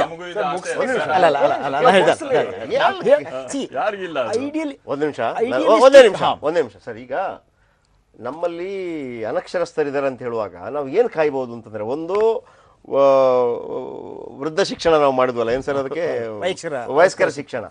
ಎರಡನೇ ಆಪ್ಷನ್ ಅವ್ರ ಸಹಾಯ ತನಕ ಕಾಯ್ಬೇಕು. ಹೌದು ಹೌದು ನೋಡಿ, ಇದನ್ನ ಯಾರು ಹೇಳಲ್ಲ. ರೈಟ್ ಹೌದು ಹೌದು ಹೌದು. ಅಂದ್ರೆ ನೆಕ್ಸ್ಟ್ ಜನರೇಷನ್ ಅನ್ನ ನಾವು ಬರುವಾಗಲೇ ರೆಡಿ ಮಾಡ್ತೀವಿ ಅಂತ ನೋಡಿ. ಇದು ಬಹಳ ಅಲ್ಲ ಸರ್, ನಿಮ್ಮ ಉದ್ದೇಶ ಅದು ಅಂತ ಕ್ಲಿಯರ್ ಇಲ್ಲ. ನೋಡಪ್ಪ, ಒಂದೋ ಏನ್ ಮಾಡಬಹುದು, ಸೈನ್ ಅಂತೂ ಬೇಕೇ ಬೇಕು, ವಯಸ್ಕರ ಶಿಕ್ಷಣ ಕೊಡಿಸು, ಸೈನ್ ಅಂತೂ ಆಗ್ತಾನೆ. ಅದನ್ನು ಕೇರಳ 100% ಮಾಡಿದೆ, ವಯಸ್ಕರ ಶಿಕ್ಷಣ ಕೂಡ. ಇನ್ನೊಂದೇನು, ಇನ್ನೊಂದು ಶಾಲೆಗಂತೂ ಕಳ್ಸೋಕ್ಕಾಗಲ್ಲ. ಎಷ್ಟು ವಯಸ್ಸು? 40-45 ಸರ್. ಈ ಒಂದು 60 80 ವರ್ಷ ತನಕ ಕಾಯೋಣ, ಒಂದು 20 ವರ್ಷ ಏರೋಣ. ಹೌದು. ಸಿಸ್ಟಮ್ ಏನಾಗ್ಬಿಟ್ಟಿದೆ ಅಂದ್ರೆ, ನಮ್ ಸರ್ಕಾರಗಳು ಯಾವ ಸರ್ಕಾರಗಳು ಬಂದ್ರೇನು ದೊಡ್ಡ ಹುಲಿಗಳ ಮೇಲೆ ಕೈ ಇಡೋದಿಲ್ಲ. ಅದೇ ಪ್ರಾಬ್ಲಮ್ ಆಗಿರೋದು. ಚಿಕ್ಕ ಹುಲಿಗಳ ಮೇಲೆ ಹೋಗ್ತೀರಾ. ಇವರು ಅಧಿಕಾರದಲ್ಲಿ ಅನುಭವಿಸಿದಾರೆ, ಕೇಳಿ ಇವ್ರಿಗೆ. ನಾನು ಅಧಿಕಾರ ಅನುಭವಿಸಿಲ್ಲ. JDS BBMP ಅಧಿಕಾರದಲ್ಲಿದೆ. ನೀವು ಹೇಳ್ಬೇಕು ನಿಜವಾಗಿ, ನೀವು ಅಧಿಕಾರದಲ್ಲಿದ್ದೀರಿ, ನೀವು ಅಂತಂದ್ರೆ ಹೊರಗೆ ಬರ್ತೀವಿ ನಾವು ಅಂತೇಳಿ. ಭ್ರಷ್ಟಾಚಾರ ಬಿಜೆಪಿ ಆಗಿರೋ ತನಿಖೆ ಹೋರಾಟ ಮಾಡ್ತಾ ಇದ್ದೀವಿ. ಅವರಿಬ್ರು ಜಾಯಿನ್. ಇನ್ನೊಂದು ನೀವು ಇದನ್ನ ಏನ್ ಗಮನಿಸಬೇಕು, ಎಲ್ಲರೂ ಭಾರತೀಯರಲ್ಲಿ ಹೇಳ್ತಾರೆ, ಕೃಷಿಯಲ್ಲಿ ಪಾಲಿಸಿ ಮೇಕರ್ಸ್ ಅಲ್ಲಿ ಹೇಳೋದು, ಸಣ್ಣ ಸಣ್ಣ ಹಿಡುವಳಿದಾರರು 1 ಎಕರೆ 1/2 ಎಕರೆ ಇವರಿಂದ ಪ್ರಯೋಜನ ಇಲ್ಲ ಅಂತ. ಏನು ಮಾನ್ಸ್ಯಾಂಟಾಗಿ ಮಾರ್ಬೇಕಾ ನಾವು? ಇವರು ಈ ಸಣ್ಣ ಹಿಡುವಳಿದಾರರಿದ್ದಾರೆ. ಆದ್ರೆ ನಿಮಗೆ ಇನ್ನೊಂದು ಥರ ನೋಡಿದ್ರೆ ನಿಮ್ಗೇನು ಗೊತ್ತಾ, ನಿಮಗೆ ಎಕಾನಮಿಕ್ ಪ್ರೊಡಕ್ಟಿವಿಟಿ ಇರೋದು ಸಣ್ಣ ರೈತರಲ್ಲಿ. ತಳಿಗಳ ವೈವಿಧ್ಯತೆ ಇನ್ನೂ ಉಳ್ಕೊಂಡಿರು. ಇಲ್ಲ ನಾನು ಐ ಹ್ಯಾವ್ ಡೇಟಾ. ಇಲ್ಲ ಅಲ್ಲ, ನೀವು ನಿಮಗೆ ಪ್ರೊಡಕ್ಟಿವಿಟಿ ಅಂದ್ರೆ TFR ಅಂತಿದೆ, ಟೋಟಲ್ ಫ್ಯಾಕ್ಟರ್ ಪ್ರೊಡಕ್ಟಿವಿಟಿ ಅಂತ. ಅದ್ರಲ್ಲಿ ನೀವು ಇನ್ಪುಟ್ ಹಾಕಿ, ಇಲ್ಲ ಸಣ್ಣವರು ಇನ್ಪುಟ್ ಹಾಕ್ತೇ ಮಾಡಿ. ಈಗ ಮನೆ ಹಿಂದ್ಗಡೆ ಕೋಳಿ ಮೇಯಿಸ್ತಾ ಇರ್ತಾನೆ, ಅವನು ಅದಕ್ಕೆ ಫೀಡ್ ಹಾಕಲ್ಲ, ಹಾಗಾಗಿ ಅವನು ಎಕಾನಮಿಗೆ ಬರಲ್ಲ. ಸೊ ಅದು ರಿಯಲ್ ಎಕಾನಮಿ, ಅದು ಇಂಟ್ಯಾಂಜಿಬಿಲಿಟಿ ಇರುತ್ತೆ. TF ಜೀವನ ನಡೆಯೋದೇ ಅದು. ಅದು ನಡೀತಾ ಇದೆ ಈಗ. 4 ಹಸು ಸಾಕಿರ್ತಾರೆ, ನಮ್ಮಲ್ಲಿ ಹೆಂಗ್ ಗೊತ್ತಾ, ಡೈರಿ ಕೊಡಲ್ಲ, ಎರಡೆರಡು ಕೊಡ್ತೆ ಆ ಕಡೆ ಕೊಡ್ತಾ ಇರ್ತಾರೆ. ನಮ್ಮಲ್ಲಿ ಹೇಗಂದ್ರೆ ಯೂರಿಯಾ ಹಾಕಿ ಪೆಸ್ಟಿಸೈಡ್ ಹೊಡೆದು ಕ್ರಾಪ್ ಬೆಳೆದ್ರೇನೆ ಎಕಾನಮಿಗೆ ಬರೋದಂಥದ್ದು. ಆ ಥರ ಆಗಬೇಕಾಗಿಲ್ಲ. ಸೊ ನಿಮಗೆ EPW ಅಲ್ಲಿ ನಂಬರ್ ಆಫ್ ಡೇಟಾ ಇದೆ, ನೀವು ನೋಡಿ. ಅದು ಸ್ಮಾಲ್ ಅಲ್ಲ ಇರಲಿ, ಈವನ್ FAO ಡೇಟಾ,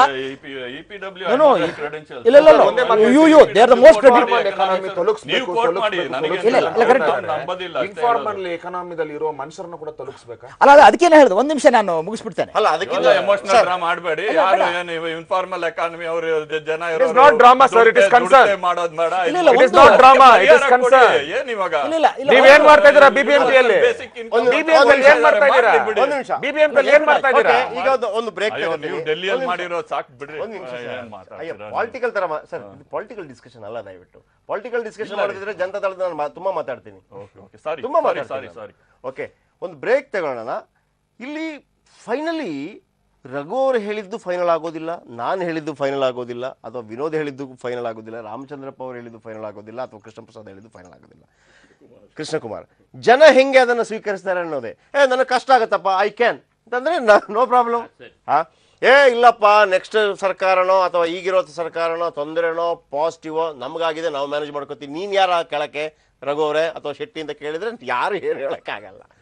ಆದರೆ ಈ ಇನ್ಫಾರ್ಮಲ್ ಎಕಾನಮಿ ಬಗ್ಗೆ ನೀವು ಹೇಳಿದ್ರಲ್ಲ, ಆ ಲೆಕ್ಕದಲ್ಲಿ ಹಾಗಿದ್ರೆ ನಮಗೆ ಎಲ್ಲವೂ ಅದೇ ರೀತಿ ನಾವು ಆವಾಗಿದ್ರೆ ಅಮೆರಿಕಕ್ಕೆ ಮಾಡ್ಬಿಡೋಣ ನಮ್ಮ ದೇಶವನ್ನ, ಆಗತ್ತಾ?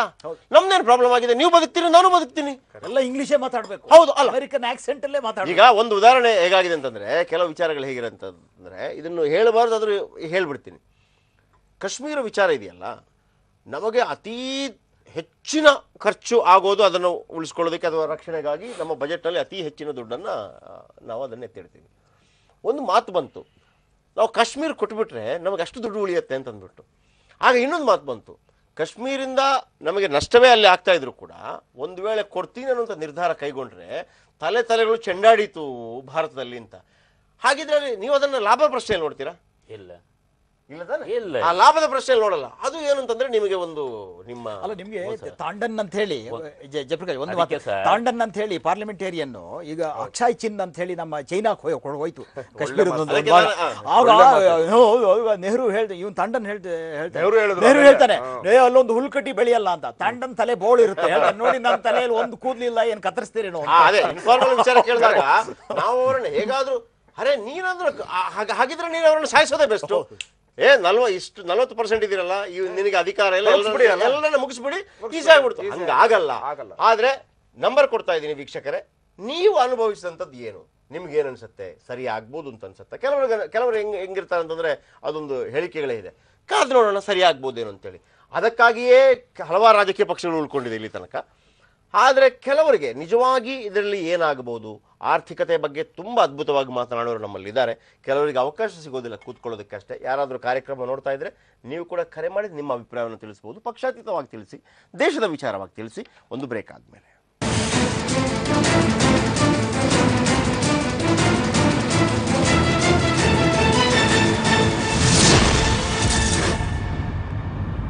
ಬೆಂಗಳೂರಿನಲ್ಲೇ ಅತಿದೊಡ್ಡ ಶಿವನಮೂರ್ತಿ ಪ್ರತಿಷ್ಠಾಪನೆ ಮತ್ತು ಹಾಸ್ಯ ಆಧ್ಯಾತ್ಮ ರಸಮಂಜರಿಗಳ ಮೂಲಕ ಅಹೋರಾತ್ರಿ ಜಾಗರಣೆ. ಸ್ಥಳ ಜೆಪಿ ಪಾರ್ಕ್, ಮತ್ತಿಕೆರೆ. ಸ್ವಾಗತ ಕೋರುವರು ಮುನಿರತ್ನ, ಶಾಸಕರು, ರಾಜರಾಜೇಶ್ವರಿ ನಗರ ವಿಧಾನಸಭಾ ಕ್ಷೇತ್ರ. ಬಿಬಿಎಂಪಿ ವಾರ್ಡ್ಗಳ ತುಂಬಾ ಸಮಸ್ಯೆಗಳೇ. ಆಸ್ಪತ್ರೆ ಇಲ್ಲ, ಶಾಲೆ ಇಲ್ಲ, ಶೌಚಾಲಯವೂ ಇಲ್ಲ.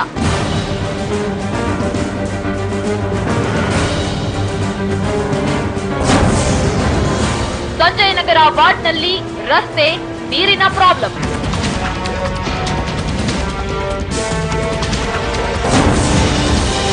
ಕಾರ್ಪೊರೇಟರ್ ವಿರುದ್ಧ ಮಲತಾಯಿ ಧೋರಣೆ ಆರೋಪ.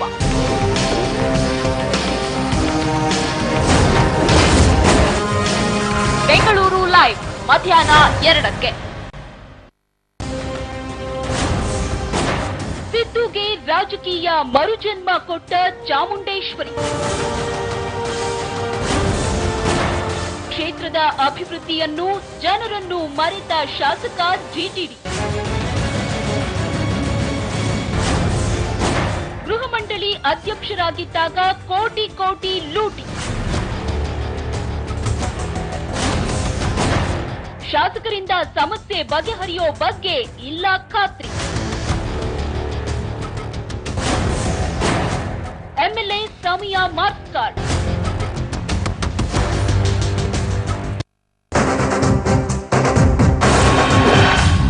ಬಾಲಣ್ಣನ ಕೆಚ್ಚಿಗೆ ಕೋಟೆ ನಿರ್ದೇಶಕನ ಆಕ್ಷನ್ ಕಟ್.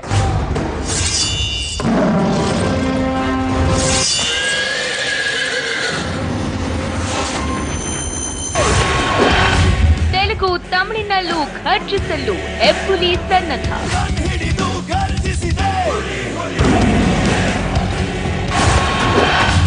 ಮಿತ್ರನ ರಾಗಕ್ಕೆ ದರ್ಶನ್ ಕಿಚ್ಚ ಮೆಗಾ ಸಾಥ್. ನಾನು ನೀನು ಒಳ್ಳೆ ಫ್ರೆಂಡ್, ಅಣ್ಣ ತಮ್ಮ ಬಂಧು ಬಳಗ ನಾವೇ ಎಲ್ಲ. ಹಮ್ ಸಾಥ್ ಸಾಥ್.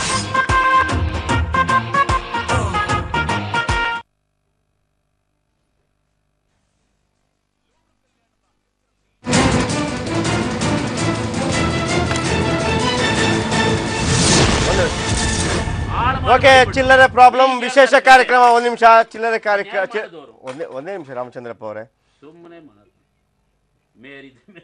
ರಾಮಚಂದ್ರಪ್ಪ ಅವರಿಗೆ ಸತ್ಯಮೇವ ಜಯತೆ ಕಾರ್ಯಕ್ರಮಕ್ಕೆ ಹೋಗ್ಬೇಕಂತೆ. ಆಮೇಲೆ ಅಲ್ಲಿ ಸತ್ಯಮೇವ ಜಯತೆ ಕಾರ್ಯಕ್ರಮಕ್ಕೆ ಹೋಗಬೇಕಾಗಿದೆ. ಆಮೇಲೆ ನಿಮ್ಮ ಹತ್ರ ಬಿಜೆಪಿ ಅವರು ಕೇಳ್ತಾರೆ, ಸತ್ಯಮೇವ ಜಯತೆ ಅಲ್ಲಿ ಇದರಲ್ಲಿ ಹಾಕಿದ್ರಲ್ಲ, ಯಾವ್ದ್ರಲ್ಲಿ ನೀವು ದೂರದರ್ಶನ್ ಲೋಗೋದಲ್ಲಿ, ಅದನ್ನ ಯಾಕೆ ಕಿತ್ತಾಕಿದ್ರಿ, ಈಗ ಯಾಕೆ ಬಂದು ಸತ್ಯಮೇವ ಜಯತೆ ಹೇಳ್ತೀರಿ ಅಂತ ನೀವು ರೆಡಿ ಮಾಡ್ಕೊಂಡು ಹೋಗಿ. ಓಕೆ, ಈಗ ಹಾಸನದಿಂದ ಒಬ್ರು ಕರೆ ಮಾಡಿದ್ದಾರೆ, ರವಿ ಕರೆ ಮಾಡಿದ್ದಾರೆ. ರವಿ ನಮಸ್ತೆ. ಸರ್ ನಮಸ್ತೆ. ರವಿ, ಏನ್ ಮಾಡ್ಕೊಂಡಿದ್ದೀರಿ ನೀವು? ಸರ್ ನಾವು ಚಿಕ್ಕದಾಗಿ ಬಟ್ಟೆ ವ್ಯಾಪಾರ ಮಾಡ್ಕೊಂಡಿದ್ದೀವಿ ಸರ್. ಓಕೆ, ಎಷ್ಟು ವಯಸ್ಸು ರವಿ ನಿಮ್ದು? ಸರ್ 28. ಅಲ್ಲ, ನೀವು ಇದು ಆಸ್ಟ್ರಾಲಜಿ ಕೇಳ್ತೀನಿ ಅಂತ ಅನ್ಕೋಬೇಡಿ, ಯಾಕಂದ್ರೆ ಇಲ್ಲ ಇಲ್ಲ ಖಂಡಿತ ಇಲ್ಲ ಖಂಡಿತ ಆ ಏಜ್ ಅವ್ರು ಹೆಂಗ್ ಥಿಂಕ್ ಮಾಡ್ತಾರೆ. ಎಸ್ ಎಸ್ ಎಸ್ ಈ ಡಿಮಾನಿಟೈಸೇಷನ್ ನಂತರ 110 ದಿವಸ ಆಯ್ತು.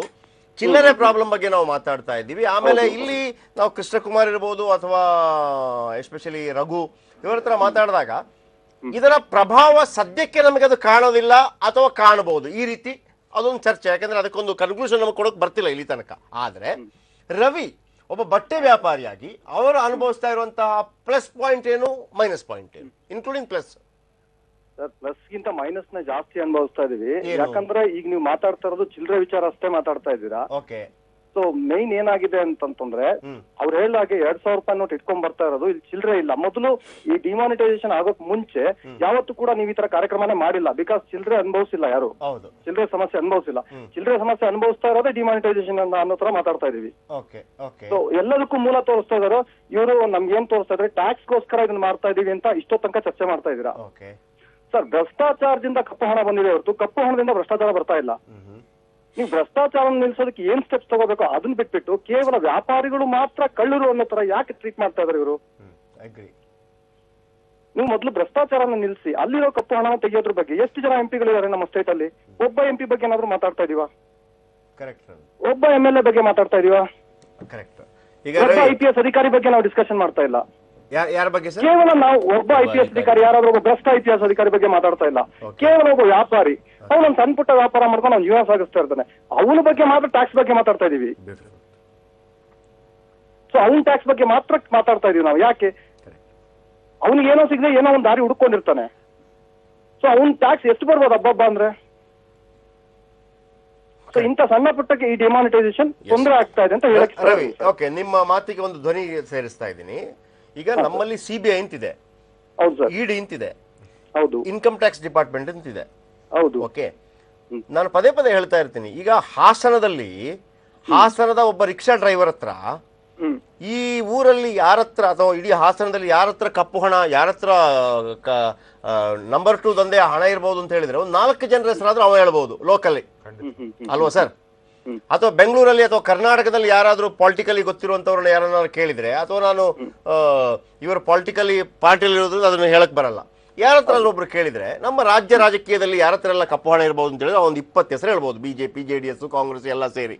ಓಕೆ, ಸೊ ಒಬ್ಬ ಸಾಮಾನ್ಯ ಮನುಷ್ಯನಿಗೆ ಇಷ್ಟು ಮಾಹಿತಿ ಇದೆ ಅಂತ ಹೇಳುವಾಗ, ಟ್ಯಾಕ್ಸ್ ಕಟ್ಟೋನು ದುಡ್ಡು ಆ ಕಡೆ ಈ ಕಡೆ ಹೋಗುವಂಥದ್ದು ಇನ್ಕಮ್ ಟ್ಯಾಕ್ಸ್ ಡಿಪಾರ್ಟ್ಮೆಂಟ್ ಗೊತ್ತಿರಲ್ವಾ, ED ಗೊತ್ತಿರಲ್ವಾ, CBI ಗೊತ್ತಿರಲ್ವಾ?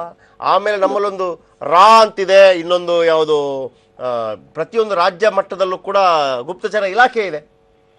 ನನ್ನ ಪ್ರಶ್ನೆ ಏನು ಅಂತಂದ್ರೆ, ಇವರು ಅವತ್ತು ಡಿಮಾನಿಟೈಸೇಷನ್ ಆದ ನಂತರ 30,000 ಕೋಟಿಯನ್ನ ಹಿಡಿದಾಕಿದ್ರು. ಎಷ್ಟು? 30,000 ಕೋಟಿ. ಕರ್ನಾಟಕದಲ್ಲಿ 28 ಕೋಟಿ ಹಿಡಿದ್ರು. ಅದರಲ್ಲಿ 20 ಕೋಟಿಯೇ 2,000 ರೂಪಾಯಲ್ಲಿ ಇತ್ತು. ನಿಮ್ಮ ಹೇಳಿಕೆ ಪ್ರಕಾರ ಇವರಿಗೆಲ್ಲರಿಗೂ ಗೊತ್ತಿರುತ್ತೆ ಯಾರ ಬಳಿ ಹಣ ಇರುತ್ತೆ, ಯಾರು ಎಷ್ಟು ದೊಡ್ಡ ರೀತಿಯಲ್ಲಿ ದುಡ್ಡನ್ನ ಆ ಕಡೆ ಈ ಕಡೆ ಮಾಡ್ತಾರೆ ಗೊತ್ತಿರುತ್ತೆ. ಅವ್ರ ಮೇಲೆ ಅಟ್ಯಾಕ್ಗಳಾಗೋದೇ ಇಲ್ಲ, ಎಲ್ಲವೂ ಕೂಡ ಆಗೋದು. ನೀವು ಹೇಳಿದಾಗೆ, ರವಿ ಅವರು ಹೇಳಿದಾಗೆ, ರವಿ ಅವ್ರು ಆಯ್ತಪ್ಪ ತಿಂದ್ರು ಅಂತಲೇ ಇಟ್ಕೊಳ್ಳಿ, ಆದ್ರೆ ರವಿ ತಿಂದ್ರು 1 ರೂಪಾಯಿ ತಿಂದಿರ್ಬೋದು. ಆದ್ರೆ ನೀವು 1,000 ರೂಪಾಯಿ ತಿಂದವರನ್ನ ರಾಜಾತಿಥ್ಯ ಮಾಡ್ತೀರಿ ಅಂತ. ಇದು ನನ್ನ ಪ್ರಶ್ನೆ. ಏನ್ ಹೇಳ್ತೀರಿ? ಇಲ್ಲ, ರವಿ ಮಾತಲ್ಲಿ ಬಹಳ ಸತ್ಯ ಇದೆ. ಒಂದು ಏನಾಗಿದೆ, ಇವತ್ತು ಸರ್ಕಾರ ತನ್ನ ಪ್ರಜೆಗಳನ್ನ ನಿಜವಾಗಿಯೂ ಏನು ಈ ಪ್ರಜೆಗಳೇ ಅವರಿಗೆ ನಾಯಕರು ಕಳ್ಳರ ರೀತಿ ನೋಡ್ತಾರೆ. ಆಮೇಲೆ ಈ ಇನ್ಫಾರ್ಮಲ್ ಎಕಾನಮಿ ಅಥವಾ ಈ ಟ್ಯಾಕ್ಸಿಗೆ ಬರದೇ ಇರೋದ್ರ ಬಗ್ಗೆ ಸ್ವಲ್ಪ ಪರ್ಸೆಂಟೇಜು ಟ್ಯಾಕ್ಸ್ ಇನ್ನ ಭಾರತದಲ್ಲಿ ಬರುವ ಸಾಧ್ಯತೆ ಇದೆ, ಬರಲೂಬೇಕು. ಆದರೆ ನೀವು ಚೈನಾದ ಎಕಾನಮಿ ನೋಡಿದರೆ 8% ಟ್ಯಾಕ್ಸ್ ಕಟ್ತಾ ಇರೋರು 30% ಟ್ಯಾಕ್ಸ್ ಪೇಯರ್ ರೇಷಿಯೋಗೆ ಹೋಗ್ತದೆ. ಅದಕ್ಕೆ ಇನ್ನೊಂದು ಏನು ಹೇಳ್ತಾರೆ ಅಂತ ಹೇಳಿದರೆ, ಇಡೀ ದೇಶದಲ್ಲಿ ಎಲ್ಲರೂ ಆ ಮಟ್ಟವನ್ನು ತಲುಪಿಸೋದಕ್ಕೆ ಸರ್ಕಾರ ತಂತು, ಫೆಸಿಲಿಟೇಟ್ ಮಾಡ್ತು, ಆರ್ಥಿಕ ಅಭಿವೃದ್ಧಿ ಅಷ್ಟರ ಮಟ್ಟಿಗೆ ಬೆಳವಣಿಗೆ ಆಯಿತು, ಟ್ಯಾಕ್ಸ್ ಪೇಯರ್ಸ್ ನ್ಯಾಚುರಲಿ ಇದೆ ಆದರು. ನಮ್ಮ ದೇಶದಲ್ಲಿ ನಿಜವಾದ ಆರ್ಥಿಕ ಬದಲಾವಣೆ ಜನಸಾಮಾನ್ಯರ ಬದುಕಲಿಗೆ ಮುಟ್ಟಲೇ ಇಲ್ಲ ಅನ್ನುವ ಅಪವಾದವೂ ಕೂಡ ಇದೆ. ನೀವು ಟ್ಯಾಕ್ಸು ಅಂತ ಮತ್ತೆ ಬಡ್ಕೊಳ್ತಿರುವಾಗ ಇನ್ನೊಂದು ಏನು ಅಂತ ಹೇಳಿದರೆ, ನೀವು ಇವತ್ತು ಬ್ಯಾಂಕ್ಗಳು ಸಾಲ ಕೊಡೋದು 2ಕ್ಕೆ, ಮನೆ, ವೆಹಿಕಲ್ಲು. ಪ್ರೊಡಕ್ಟಿವ್ ಅಸೆಟ್ಗೆ ಸಾಲ ಕೊಡ್ತಾ ಇಲ್ಲ. ಕ್ಯಾಪಿಟಲ್ ಇನ್ವೆಸ್ಟ್ಮೆಂಟು, ಬಂಡವಾಳ ಹೂಡಿಕೆ ಎಲ್ಲಿ ಬೇಕು ಅಲ್ಲಿದ. ಹಾಗಾಗಿ ಬರೀ ಮನೆ ತಗೊಳ್ತೀಯಾ, ಅಲ್ಲಿ ಇಡು, ಹೈಪಾಥಿಕೇಟ್ ಮಾಡು, ಮಾರ್ಟ್ಗೇಜ್ ಮಾಡು, ಕೊಡು ಸಾಲ. ಇದು ನಿಜವಾದ ಬ್ಯಾಂಕಿನ ಒಳ್ಳೆಯ ಲಕ್ಷಣ ಅಲ್ಲ.